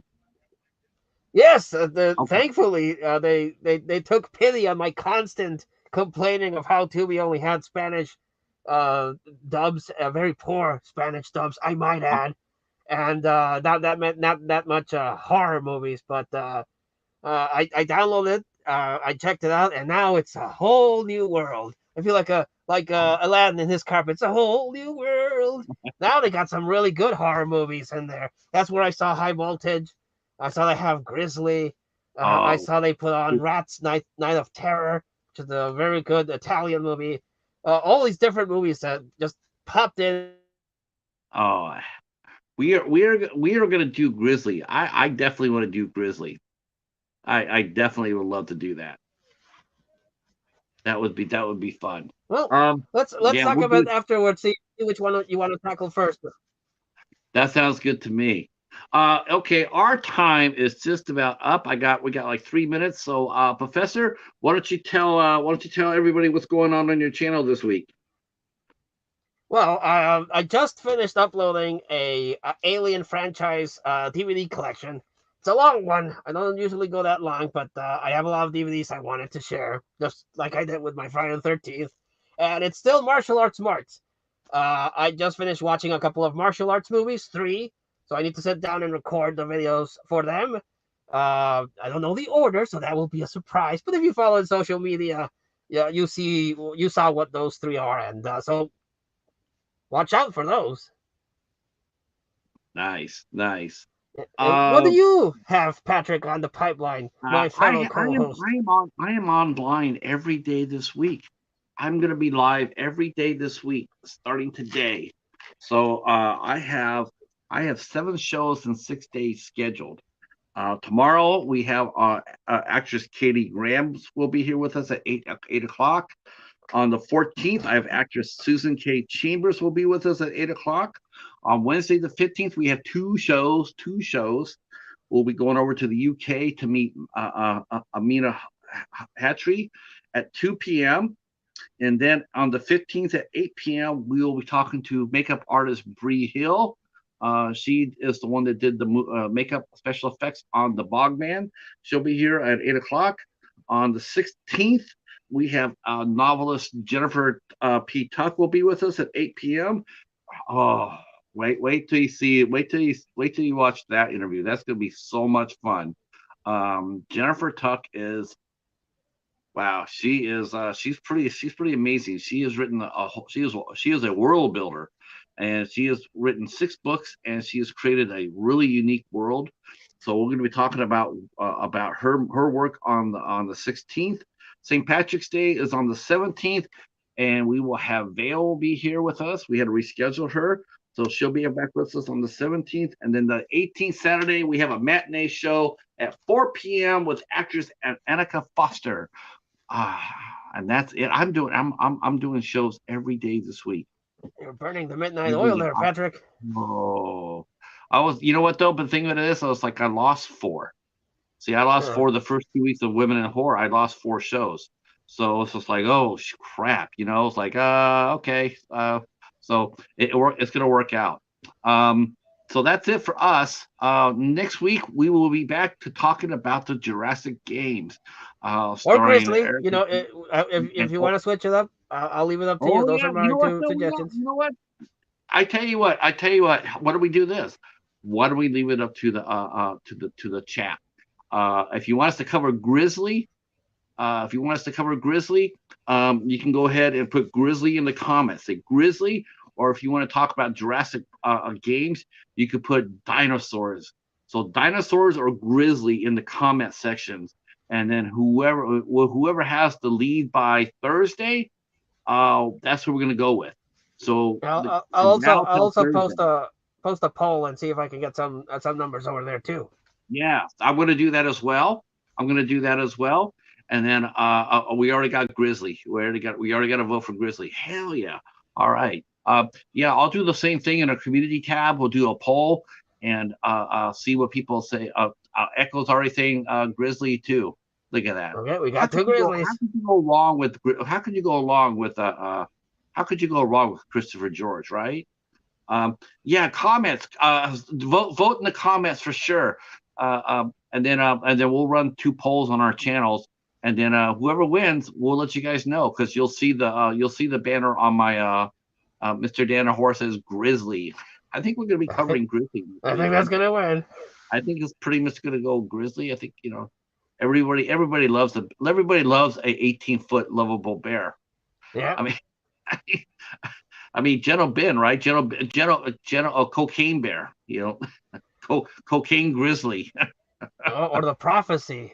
No, not the prophecy. The prophecy is Christopher Walken. Prophecy, the What mutant about bear the movie. Edge? That's yeah.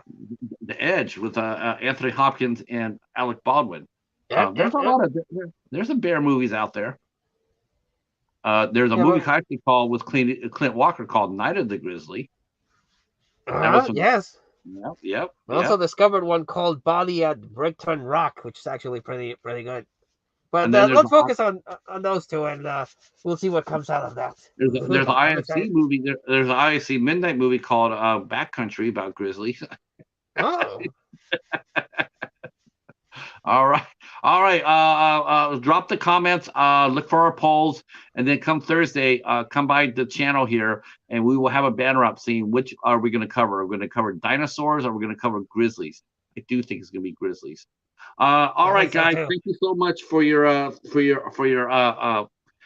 for coming out and supporting us tonight. I know everybody's competing against the Oscars. I know that Gory V Channel is going to be doing a show tonight on the best horror. They're doing the horror awards. I know the Cinema Squad is taking on the Oscars and probably kicking its ass. There's a lot of people doing a lot of things along that in the community. So we're glad that you spent your time here with us. We really do appreciate it. And we will see you next Sunday here on the Midnight Society. And as always, to the bat, hang upside down, brother. All right, everybody. Thanks so much. Talk to you soon. Peace. Professor, Peace. peace. Peace out. Piece of pie.